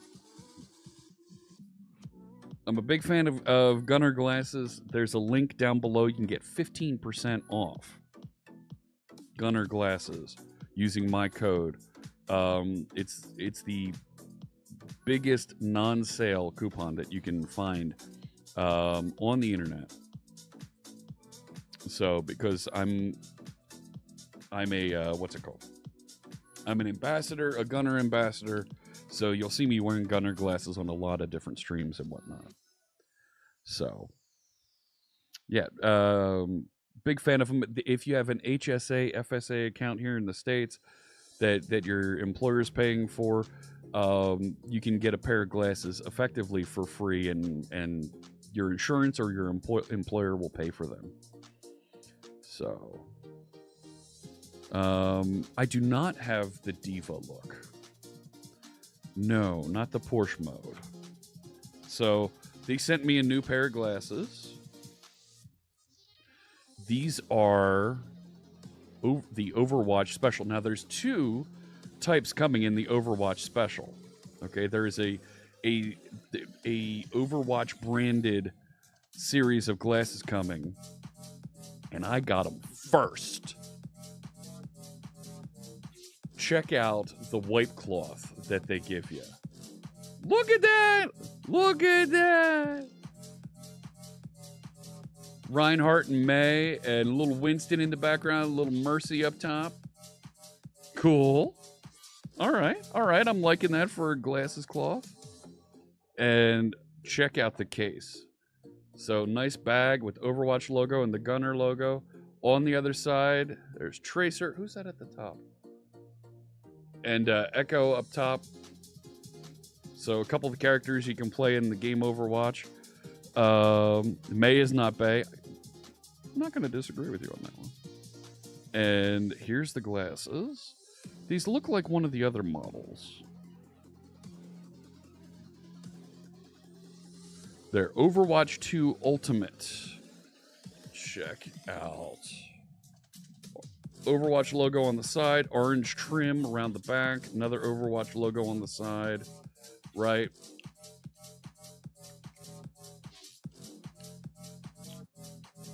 Okay. These ones I could definitely wear.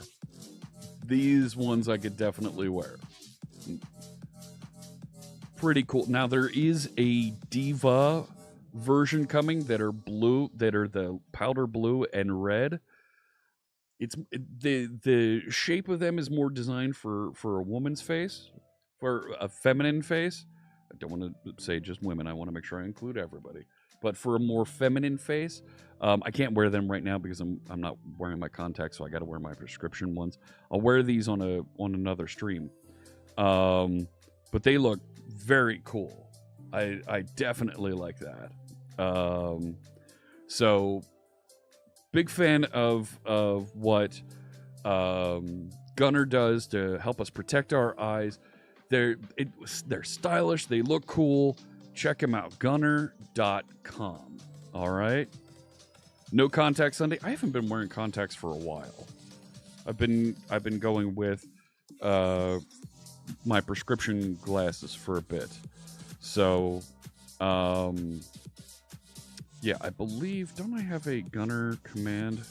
Do I have a Gunner command? No. Check out the Gunner link just below here. And that'll get you 15% off a pair of Gunner glasses. I'm going to talk to my friends at Gunner, see if we can do a giveaway of some Gunner glasses here in an upcoming stream. So,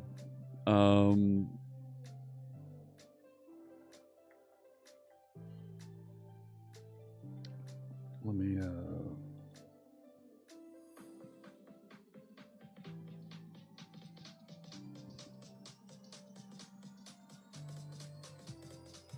there we go. All right. This was supposed to pick up, and it's supposed that Tags app's supposed to use your, there it is. It's supposed to use your preference for the color scheme, but it's not picking up dark mode. Like, it should be on dark mode here.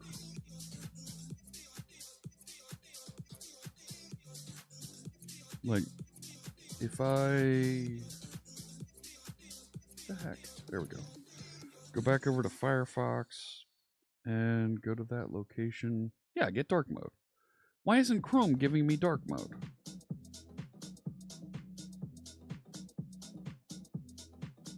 Right? Do I need to... Is it a theme thing? Sure, whatever.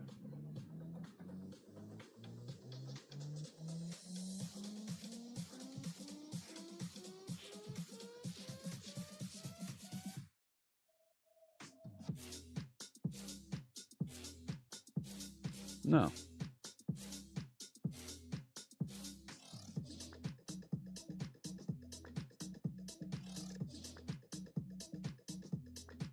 I don't know why it's not picking it up.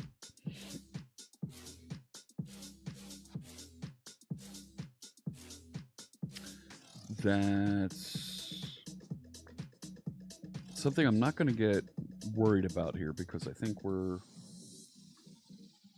still just fine. But I feel like the database strings to run the application are a little wonky. Take a look at that. I mean, good, it's working, but it's not supposed to be working this way. So connection strings tags appdb.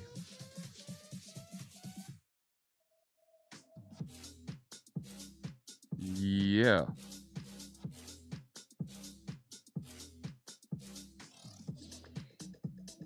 So is it write the environment variable?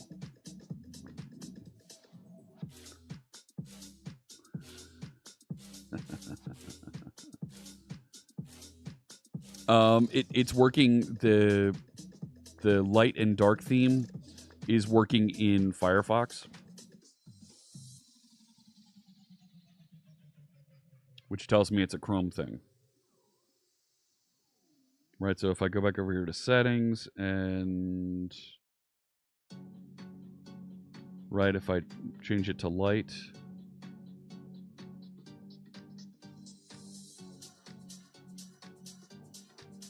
is it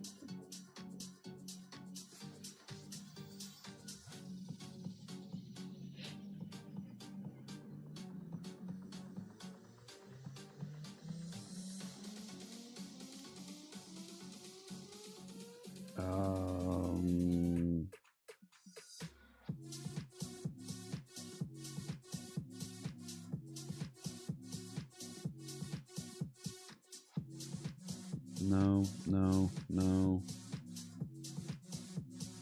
Yeah.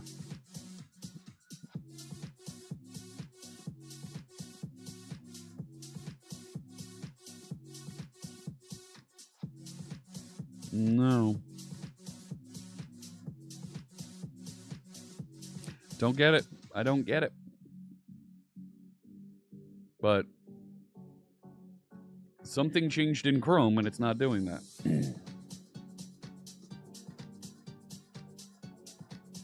Let's see here. Oh no.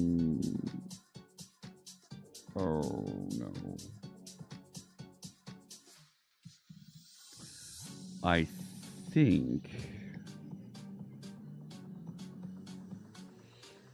it's.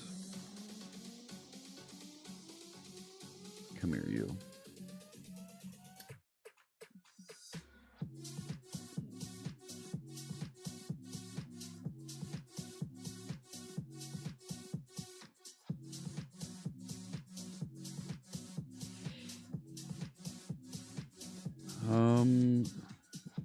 Yeah, there's no content here. It's getting it from the other location. Oh no! It is getting it. Okay.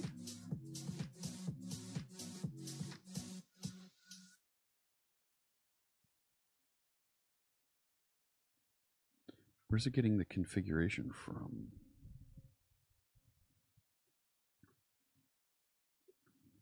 Like,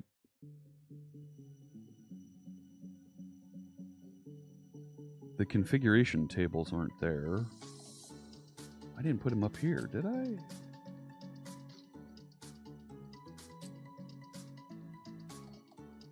No. Where's it pulling?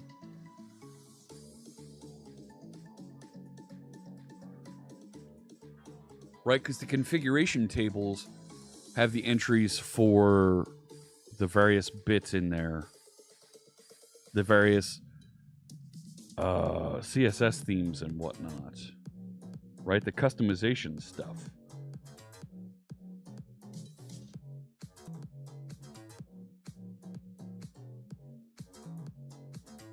This. I see you saying 0 references, but I know you're storing it somewhere. And I completely forget where it's being stored.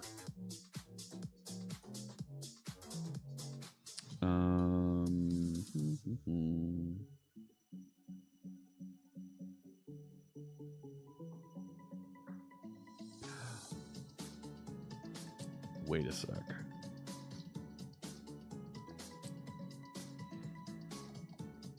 I did it with Dapper.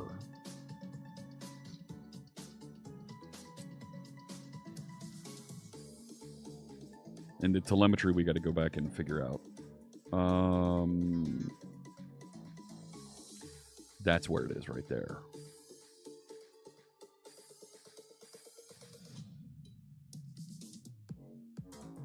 Yeah.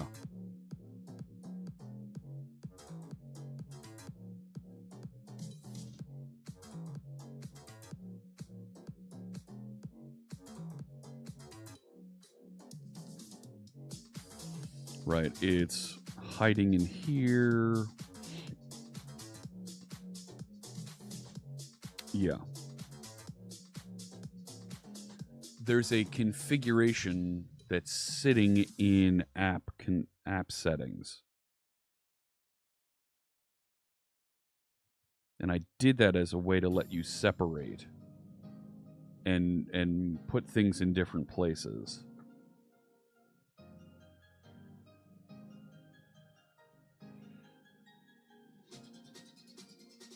Why isn't that loading?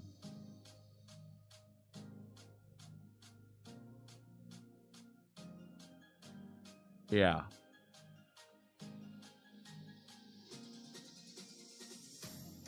Hey, Claudius. Where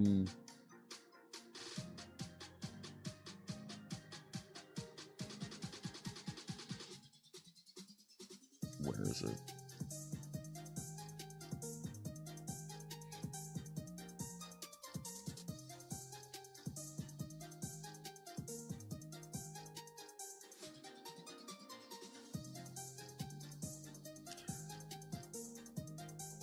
Even then, I think I put it in here. Yeah, there it is. And it's hard-coded to tags. To the container that I had earlier.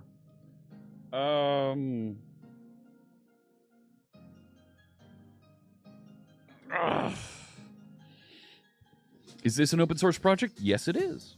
Mm-hmm.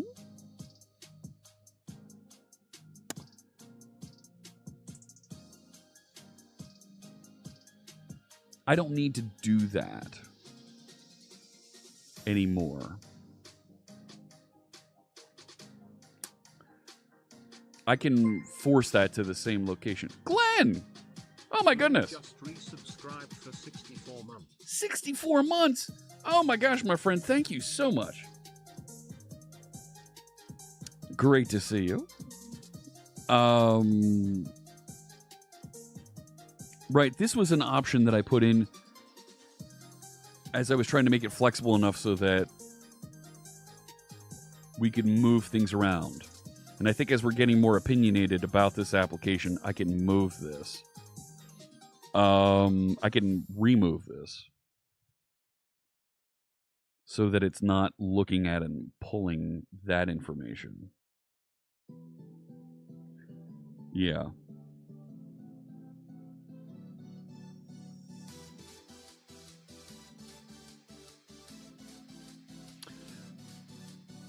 I'm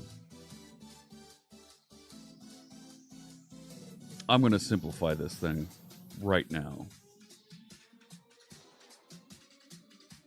Yeah. So we're putting Tags app into Aspire. So this is an existing application. Putting it into Aspire. We had done some work to get Open Telemetry working before. We're going to unwind all of that so that it uses the Aspire configuration for telemetry and logging. And then we're going to take all of... No, that's not going to show anything. We're going to take all of the acquisition of messages and move them out into separate microservices so that it becomes easier to manage. Sure, I'll put together a project command. That's fine. Putting Tags app, wrapping Tags app with .NET Aspire.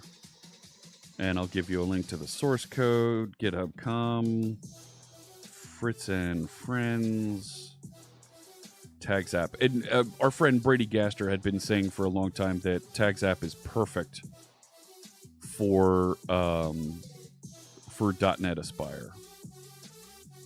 So there you go. There's a message in chat. If you're watching on GitHub, it's in the description just below. If you're on Twitch, there's now a link pinned to the top of chat that'll show you source code for this if you want to check it out and get involved.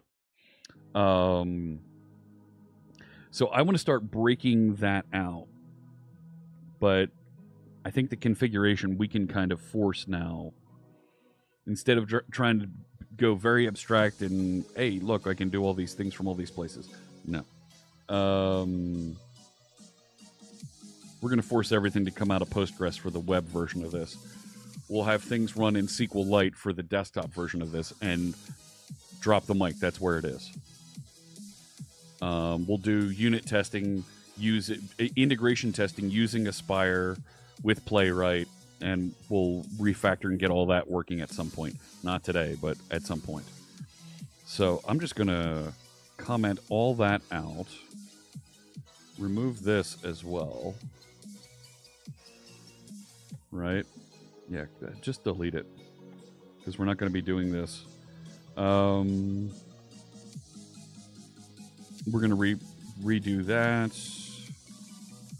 Don't need this other down here.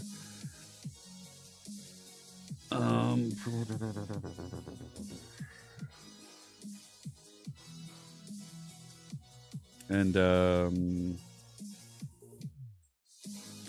let's do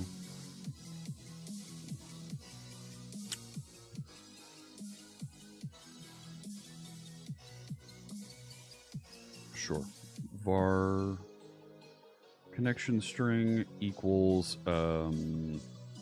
configuration get connection string tags app, right? Isn't that what I called it? So it's now up here, and I moved this into an add database. Tags app DB is what we called it. Something that we learned the hard way this past week. Your resources that you define, especially your website name for app host, keep them all lowercase. When you go to publish, Azure doesn't like uppercase names. So, and same thing with Kubernetes. It doesn't like uppercase names. Keep them lowercase. The tools will eventually catch up and force them to lowercase, but right now they don't. Keep these lowercase. That's a known shortcoming. It's not so much a bug, but it's a shortcoming in the tools that will be addressed in the very near future here. So I'm going to update this. Yes, I know. Oh, fine. I'll just do that. So now I'll go over to, the database one. Thank you. Get configuration string, initialize. And it calls get connection, which down here,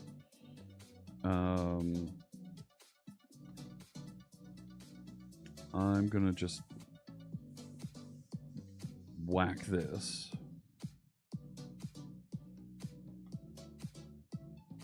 And I'll change it over to SQLite for the Maui version of the application when we get back into that. So that's going to return a database connection. Yeah, that's fine. So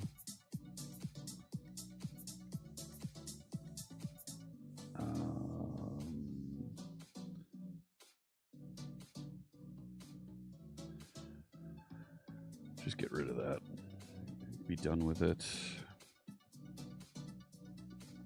Cool. So now it should initialize connect and start trying to pull things out of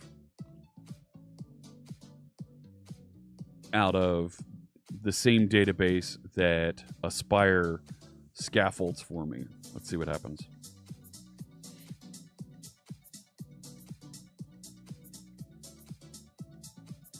So here we go. Come on.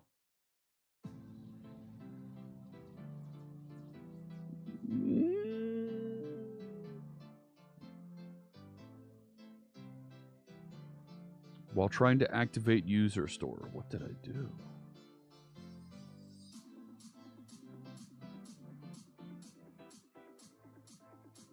Oh, I can't stretch that? That's annoying.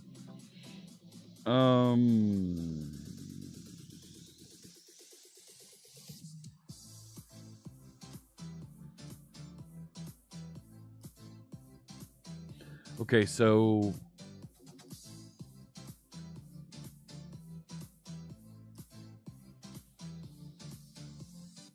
that initial configuration is out there. Yeah, I know.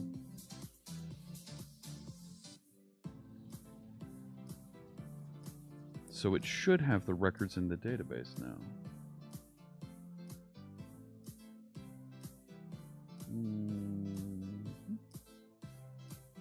Okay, database and schemas, tables, there's system configuration. Okay.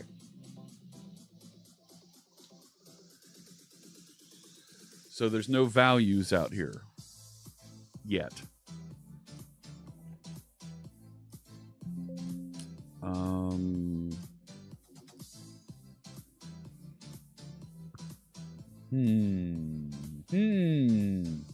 Let's see. So app config, model config. So it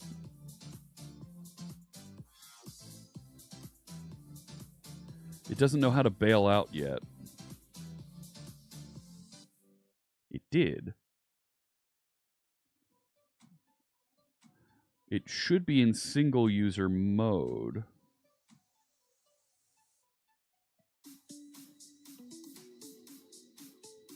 And not do the security configuration.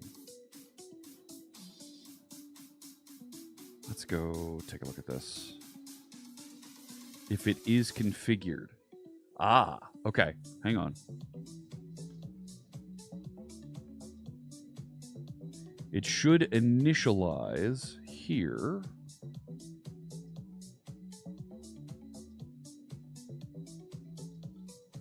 It's going to try and open the database, create the config table.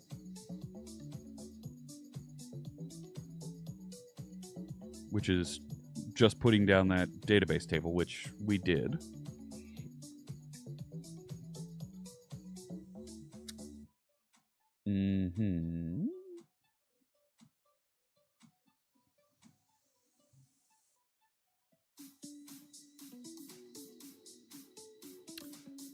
So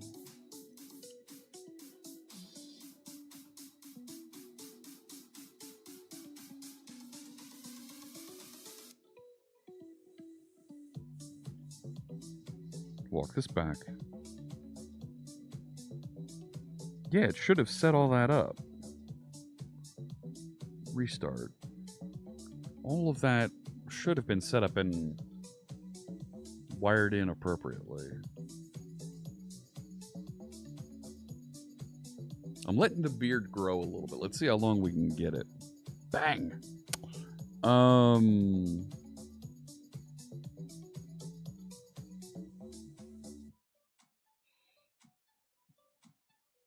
Let's back up here. It should have gone... It's like it didn't execute this stuff. Take a look again. Yeah, I know.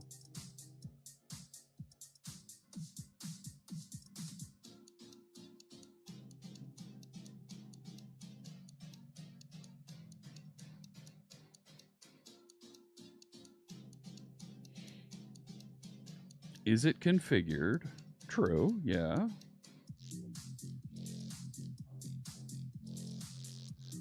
So it put a copy of the database configuration.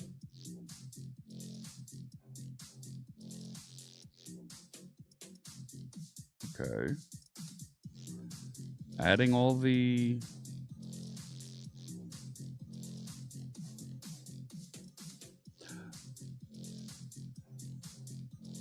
None of those...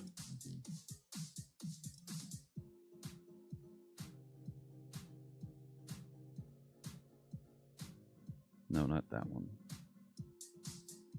This one.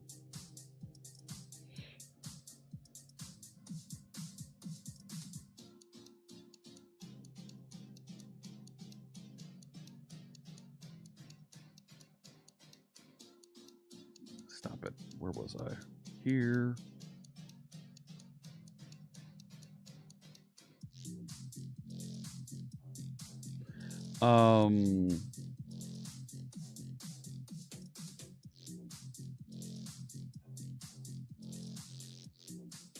I don't think it has. Yeah, that's I configuration, so it should have that stuff. So add the security context.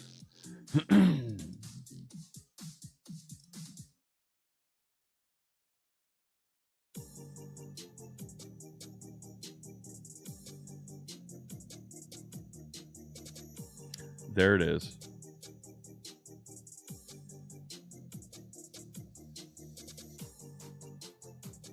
So we didn't save that the security provider is Postgres in order for it to do this. Okay.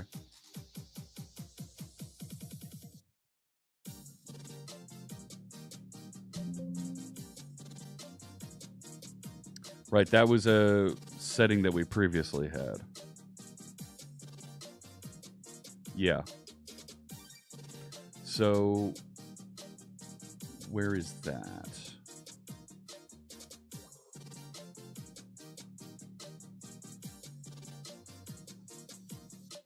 Right, I'm basically unwinding a bit of the flexibility that we built previously so you could build connection strings on the fly here.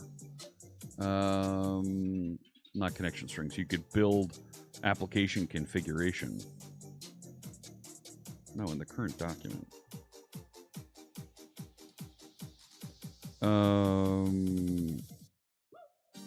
Really?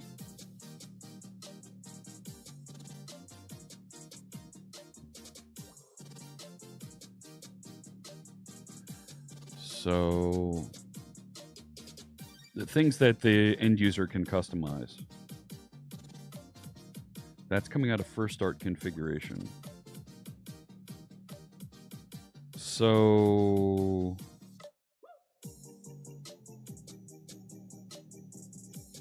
and this is looking for,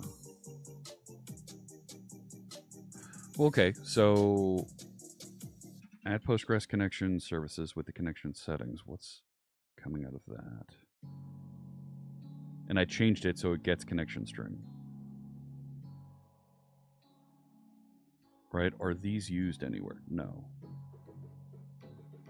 So I just need to pass in, it's a bit of a hack, but I don't care. So I'm initializing the configuration.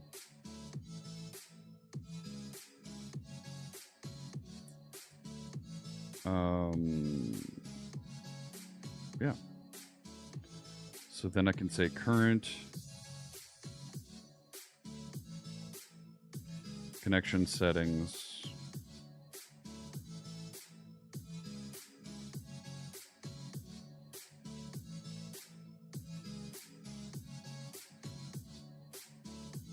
Oh, darn it.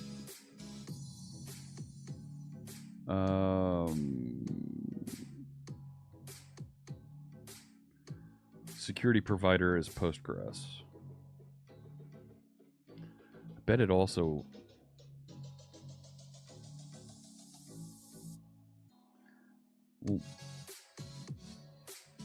Connection settings configuration key. Dun, dun, dun, dun. I forgot that I built this thing.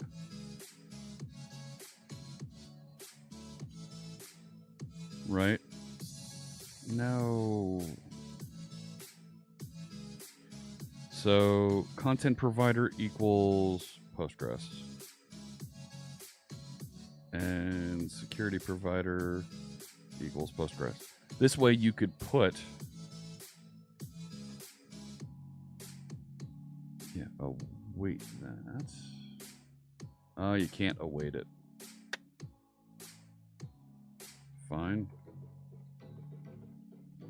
There we go. This way you could set up all of that connection string stuff at startup time. But I'm going with a much more opinionated way to do this.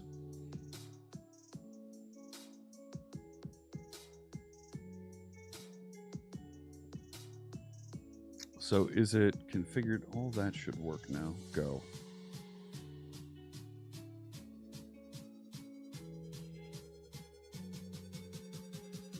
I've got system admin, but I don't have a login button.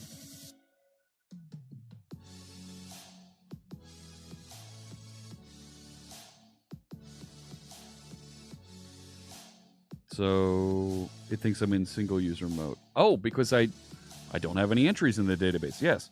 Change to multi-user mode. Yes. I forgot we did that. Oh, man. There we go. And now we should be able to see... Why is it hanging there?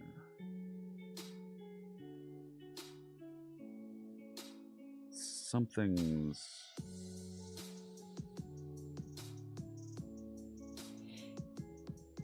Yeah. So all of these things aren't turned on yet. But that's coming out of the content database, so it knows that.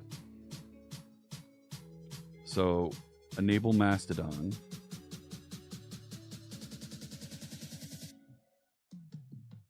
Log into Twitch. Yep.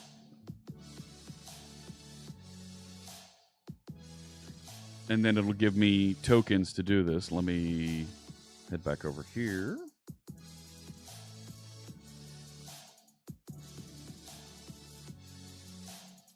And copy in my password.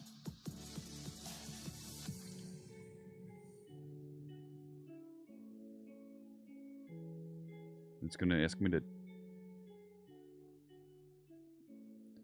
This browser is not supported. I'm using Chrome.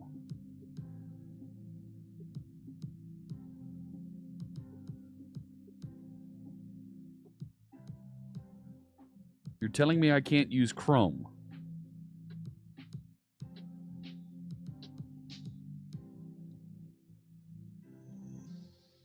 It's telling me that my version of Chrome is out of date. Really?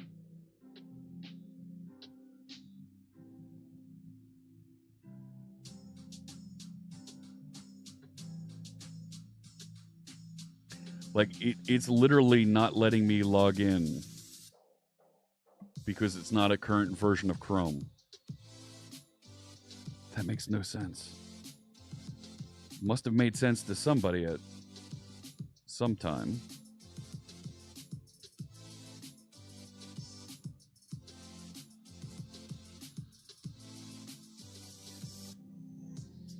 So I need to close. Now restart.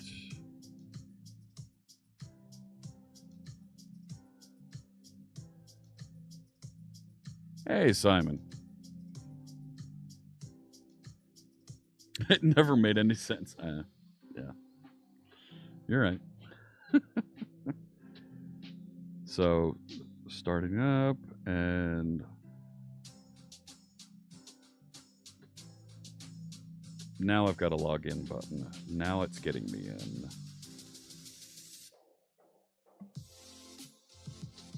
Oh my.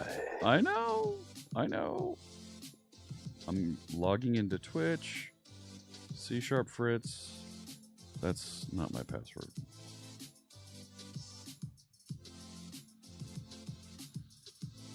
No.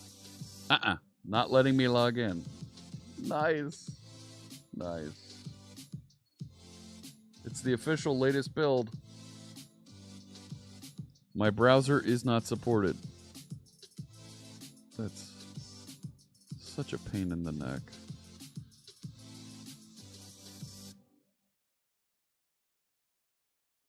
Please use a recommended browser.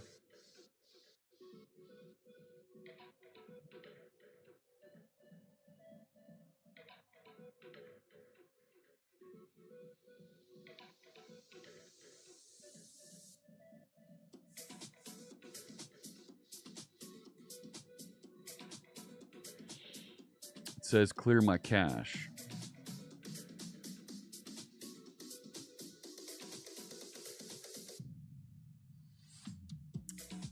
Nice.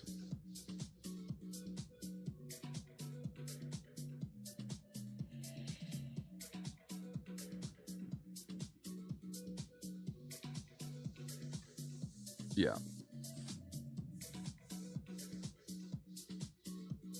How's the average person supposed to know how to do that?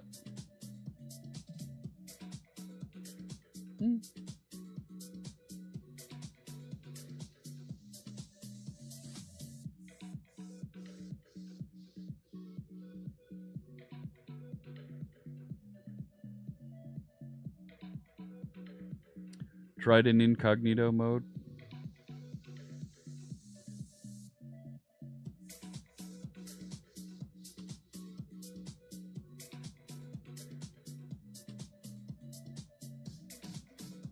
Nope. Mm-mm.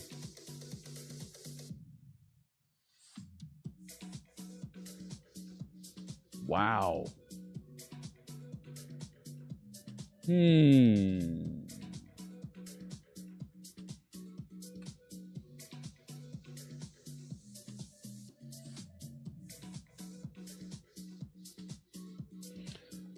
Twitch TV.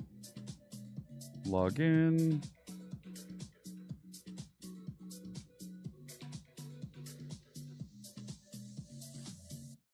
That works.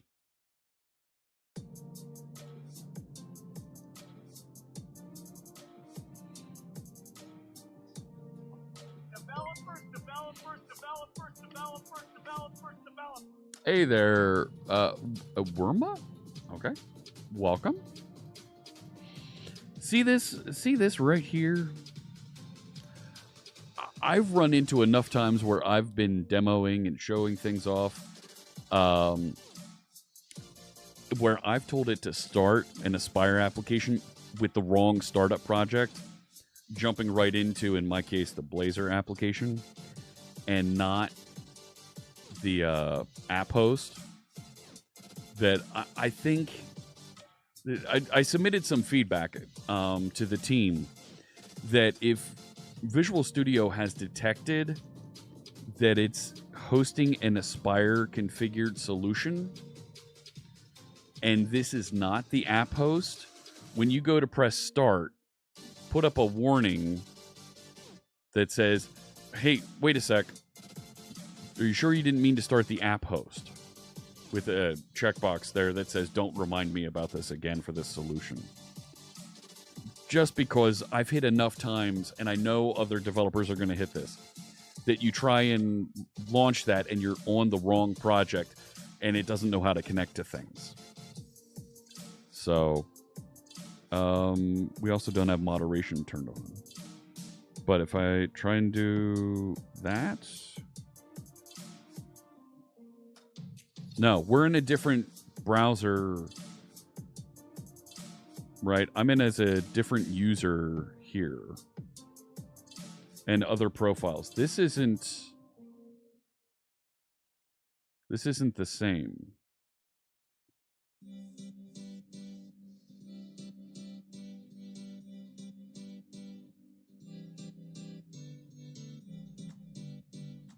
This isn't...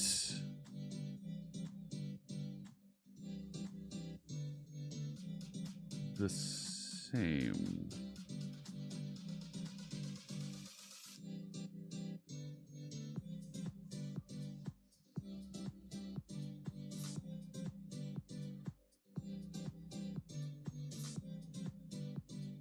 Where the heck is the choose which browser to launch with? Web browser, Google Chrome. I don't think that's right.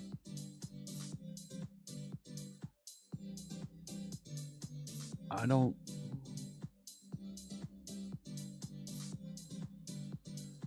think that's... Aspire's a no-go on Linux. I have run into that, and I've just turned off the SSL. But certificate management on Linux is such a pain in the neck. And there are ways around it.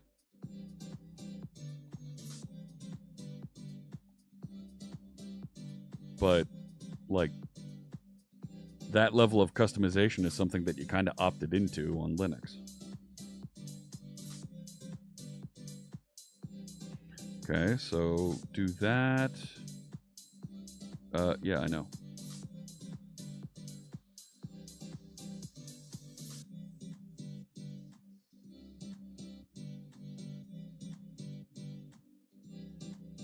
Because it's on 51105.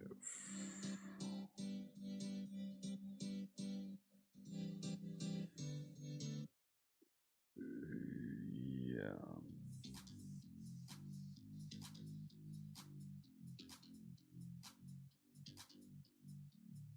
It moved. It should be on this one, 7106.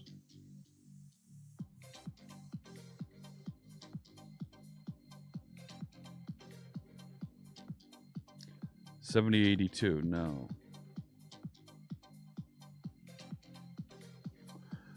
Yeah.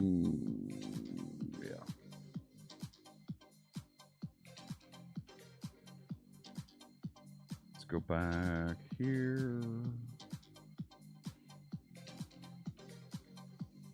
Launch profile name. HTTPS? Right, because properties.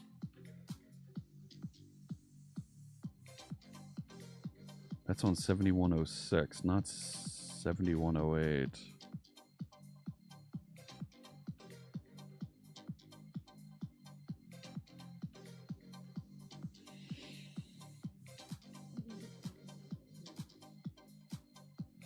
Does...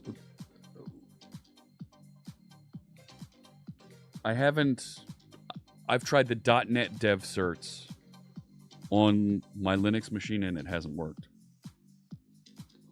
So, yeah, see, it's going somewhere else.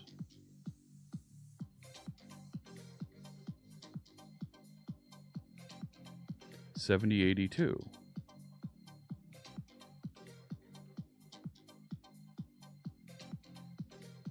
Why does it think it's going to 70.82?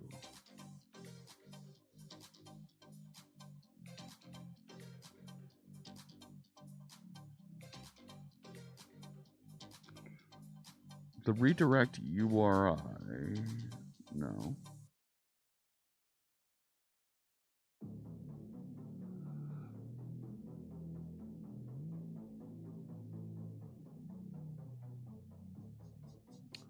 Yeah. This is admin providers,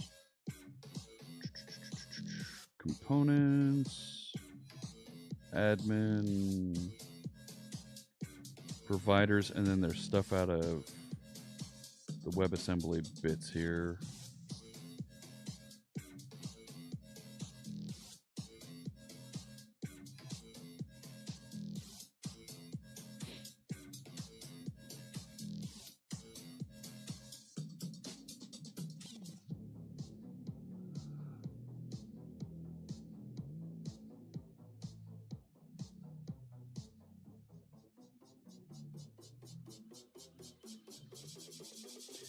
Nav Manager base URI.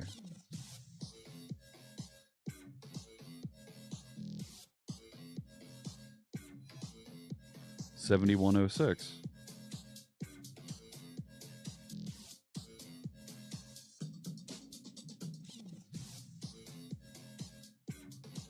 7106.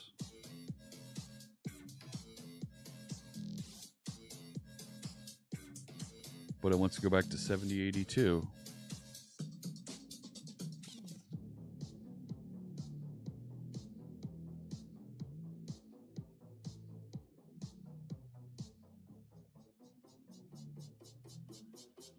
And it's not going to find it.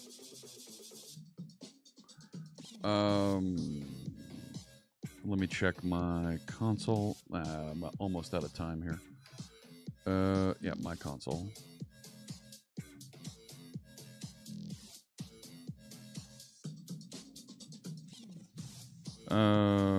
Applications.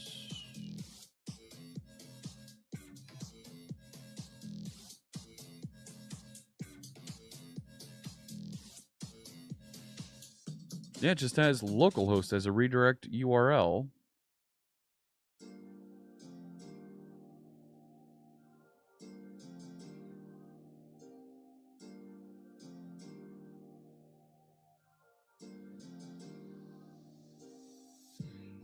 Where's it getting the 7082?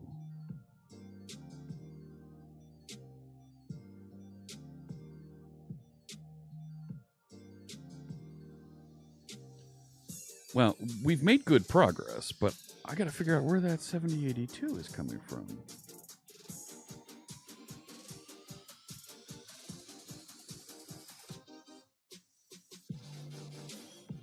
Oh. Oh. This is good. This is good. That's developer secrets that don't care if you see that. I don't know why the find went into local secrets to show that.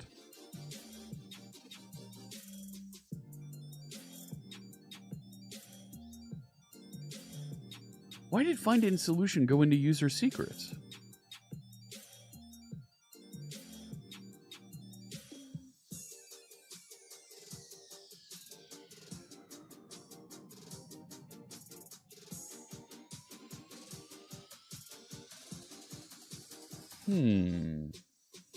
I mean, no biggie. I'll rotate the... I can rotate that secret right now.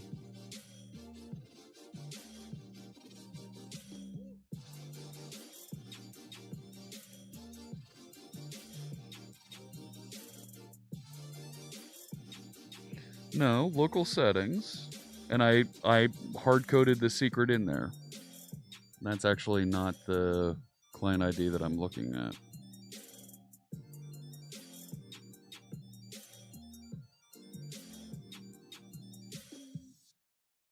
There it is. It's rotated. So. Well, that's dumb on me, but okay, I know why it's there. I do need to wrap up.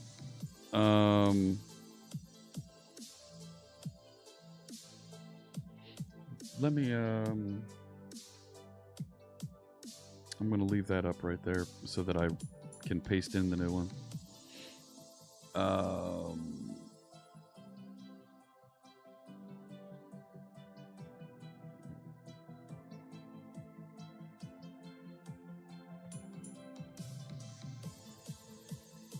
Oh, wait a sec. It's because Twitch Relay... That's a functions app. It's a functions app.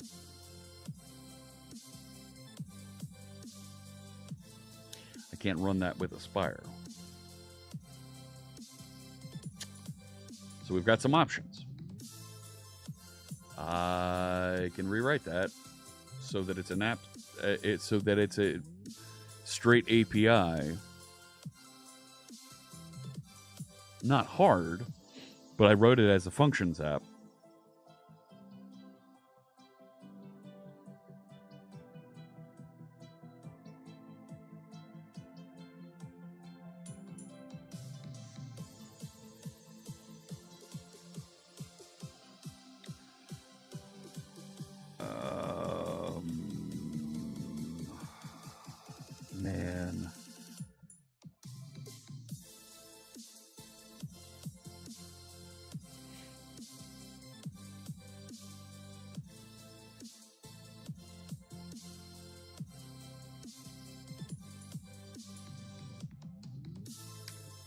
going to take some work.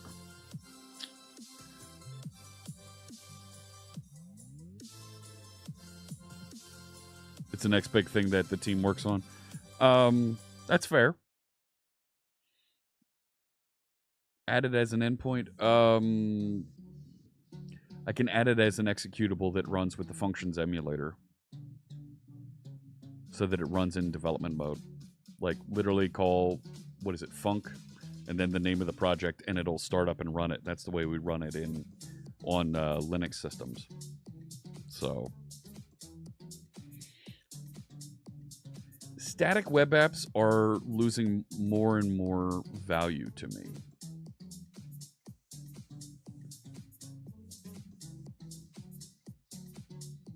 Static web apps, the configuration, the capabilities to do it with Blazor has completely gone out the window because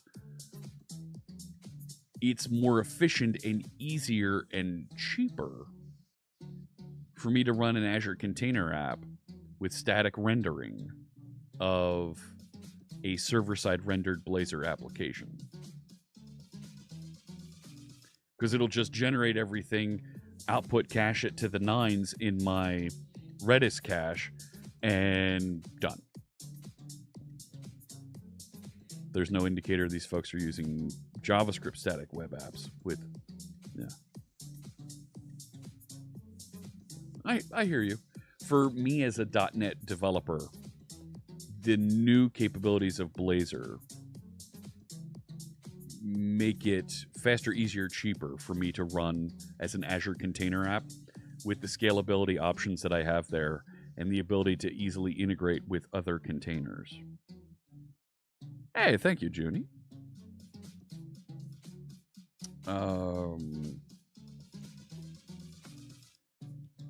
Like, functions lost a lot of my interest with how much I have to juggle and push them to be able to do simple things that I kind of expect out of my web platform, like caching and managing HTTP headers, to do other things, not just output caching, but response caching, to do response compression and minification is very difficult to do with functions, and introducing and adding middleware to make that happen. It's very complex and hard to do. They want to host literal minimal APIs. I appreciate that. I do. The way Aspirify Net works, with somebody has something out there. Somebody set up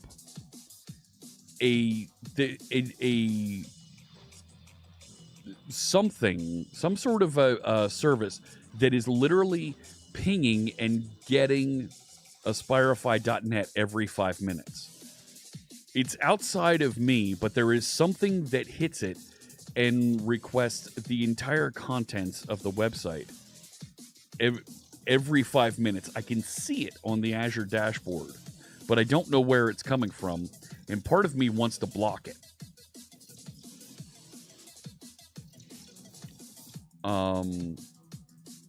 Because quite frankly, this person is costing me money. Like they're literally costing me money.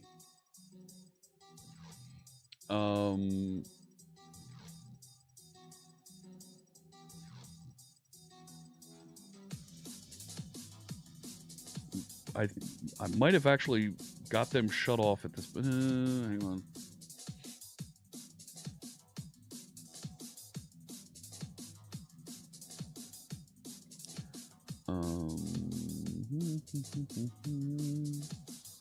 No. Go to my container app and bring this up.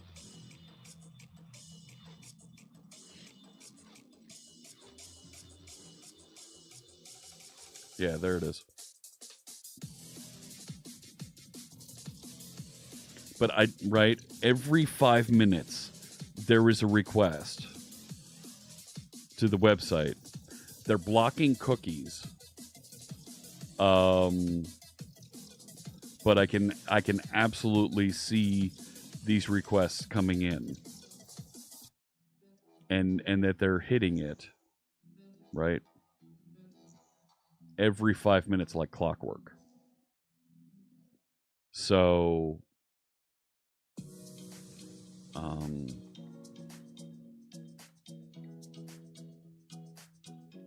how I go down and identify exactly that IP and block it, and LLM scraping contents, no. Yeah, it's not a human. I can see. So, when you reject cookies for Aspirify, I turn on the anonymous Google Analytics at that point. I turned on the cache control headers, and they're ignoring them. They're ignoring them, especially for the images, because they're requesting the images every time too. No, I was right on network.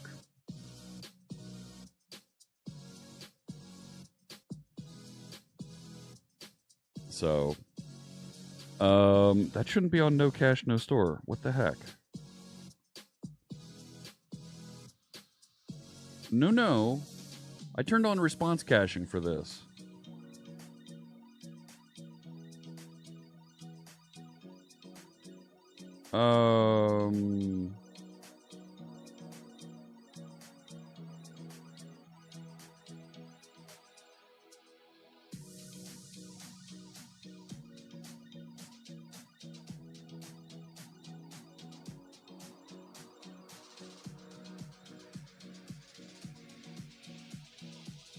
That should be adding that cache control header.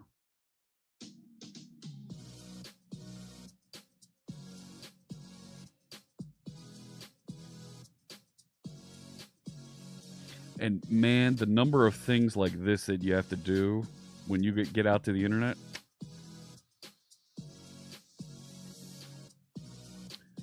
Add response compression, add response caching.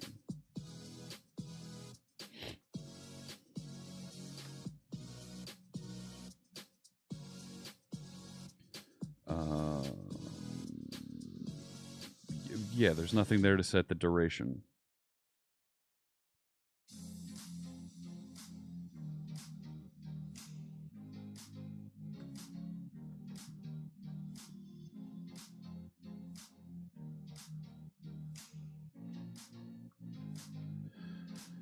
ASP.NET Core set cache header.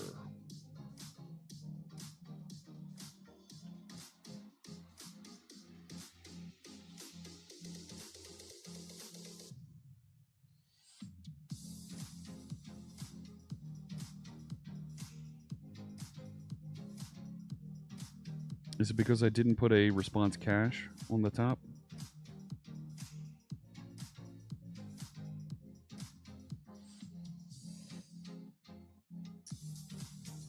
Could be me, I forgot to add that.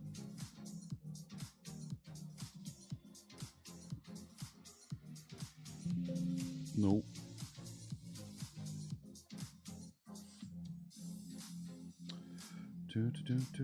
Nope. I have output cache.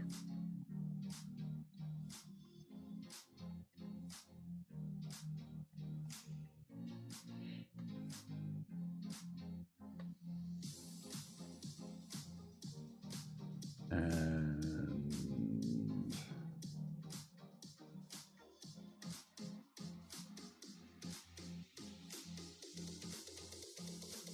I feel like duration I could set to anything. Let's say, give you 1 hour response cache.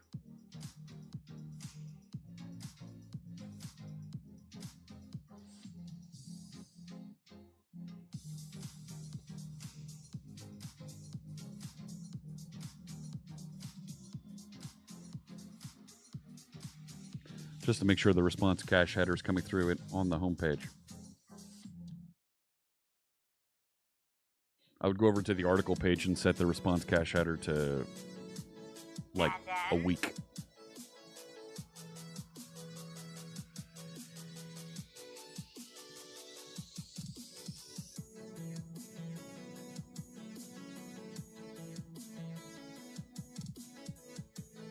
But the web minification, response compression, response caching, output caching, all these things that you should turn on when you get out to production. I've given a talk on that, and there's clearly more there that we need to cover and encourage. Oh, man. Yep, reload.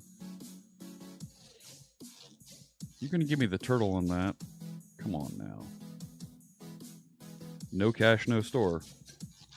No, it's not doing it. And Pragma, no cache. Is it Web Markup Min that's doing that?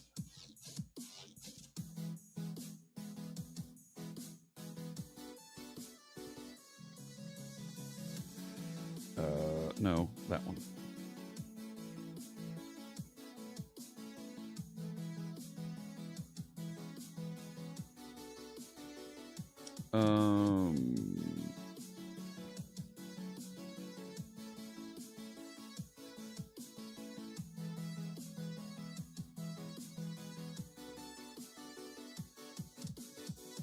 No.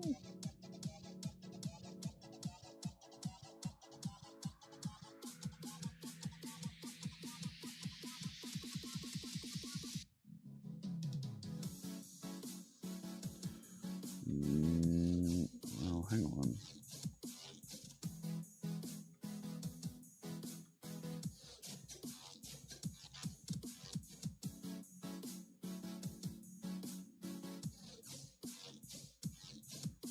No.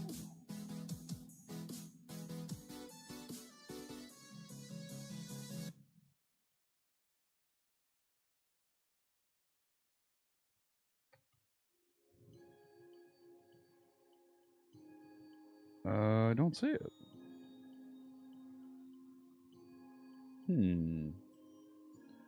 So let's just...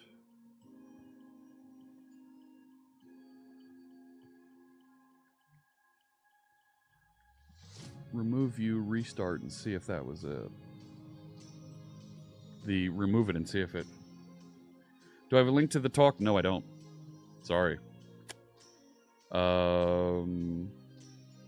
Oh no, you know what? I gave it during our Modern Web event that we did back in April. It's not bookmarked, but it's in the middle of that. And that video is on YouTube.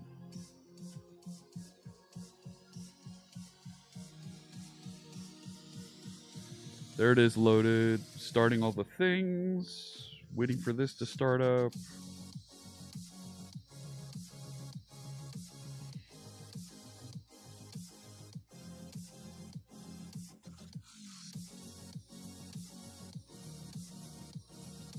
Nope, no cache, no store. Pragma, no cache. It isn't it isn't. Okay. So what's...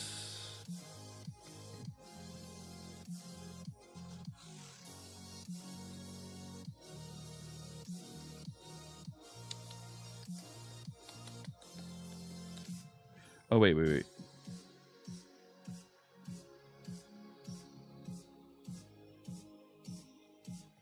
Turn that back on. All right. Yeah, that was a first time out for that talk.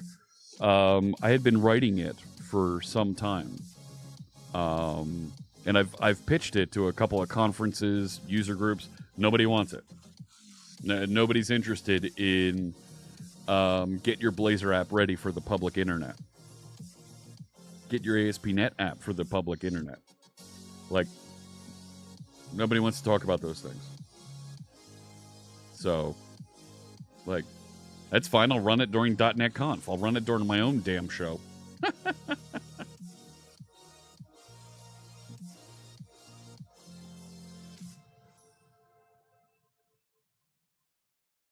So...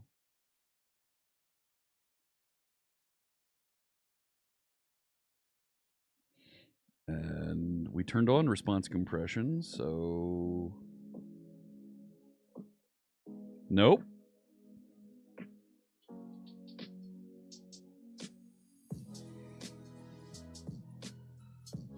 I hear you, Dead Robot Dev. As a conference organizer, that's a unique and different and topic that folks don't cover and discuss. Conference chairs don't want that. As a conference content chair, I do want practical, reliable, relatable content, especially stuff that is based on your experiences. They don't want that.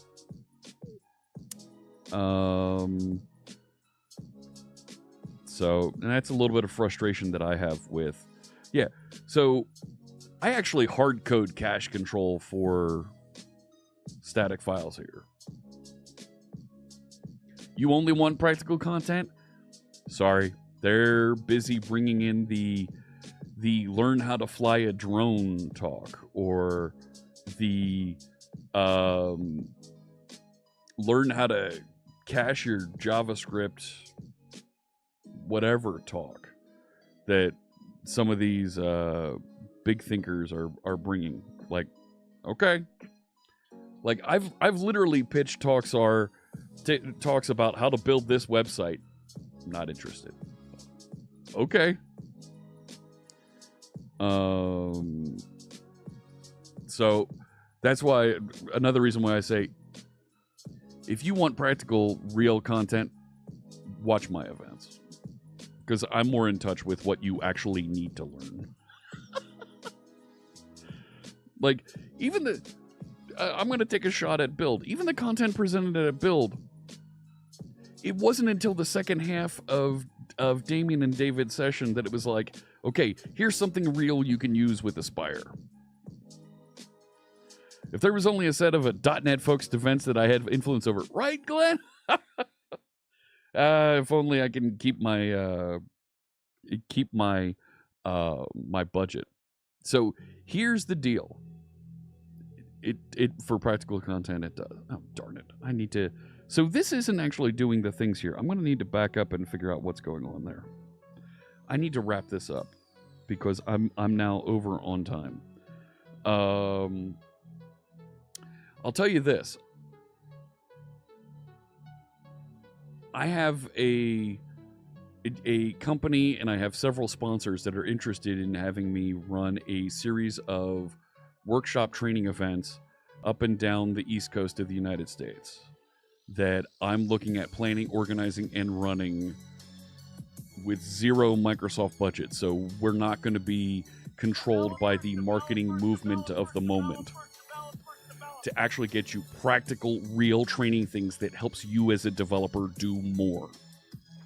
That's something that our division, the developer division, is most focused on. We want you as a developer to be productive and do more and get as much out of Azure and save money in how you build and run your applications. Don't get us wrong. It's kind of counterintuitive. We want you to get more out of Azure and have your stuff perform better and use less Azure resources, but that's where we get paid out of. It's kind of counterintuitive, but I think it's kind of honest in how we want you to be more productive. And quite frankly, content that other folks plan is more interested in the buzzword of the moment. And I want to focus and deliver more of that type of get you more productive, get you more successful with the tools, the technologies, and libraries that you like and enjoy and want to use. So more on that coming up. We've got announcements for events coming up that are going to be fantastic. Keep an ear open over the next week. I'll talk to you on Tuesday, all right? Let's wrap this up. Let's see who else is streaming on the big Twitch TV network. Where's the music?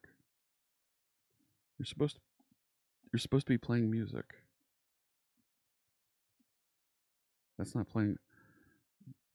Did something happen to my stupid Stream Deck here? And it's not playing on the right. No, it's not. It changed. Dirtbag. There it goes. Thank you so much for joining me. It's been fantastic to write code with you, to chat a little bit. I'm going to do some research into why response caching is not working here on Aspirify. That's weird. Should be setting those cache headers appropriately so that it stops folks from constantly hammering, looking for new content. Taking a look around the horn here to see who else is streaming, what else we can get you connected to. Man, there's not a lot going on. There's not a lot going on. What the heck?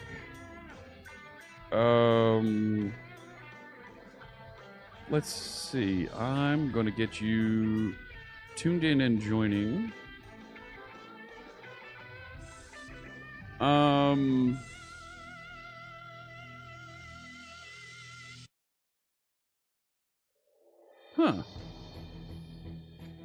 No, you know what? I'm going to send you over to our friend Jester, who's playing Minecraft. Because it is going to drive him a little nuts. Here comes the raid call. Let's raid Jester 1147. Jester's a friend who also raises money for St. Jude. I've had a fantastic time hanging with him and planning and chatting about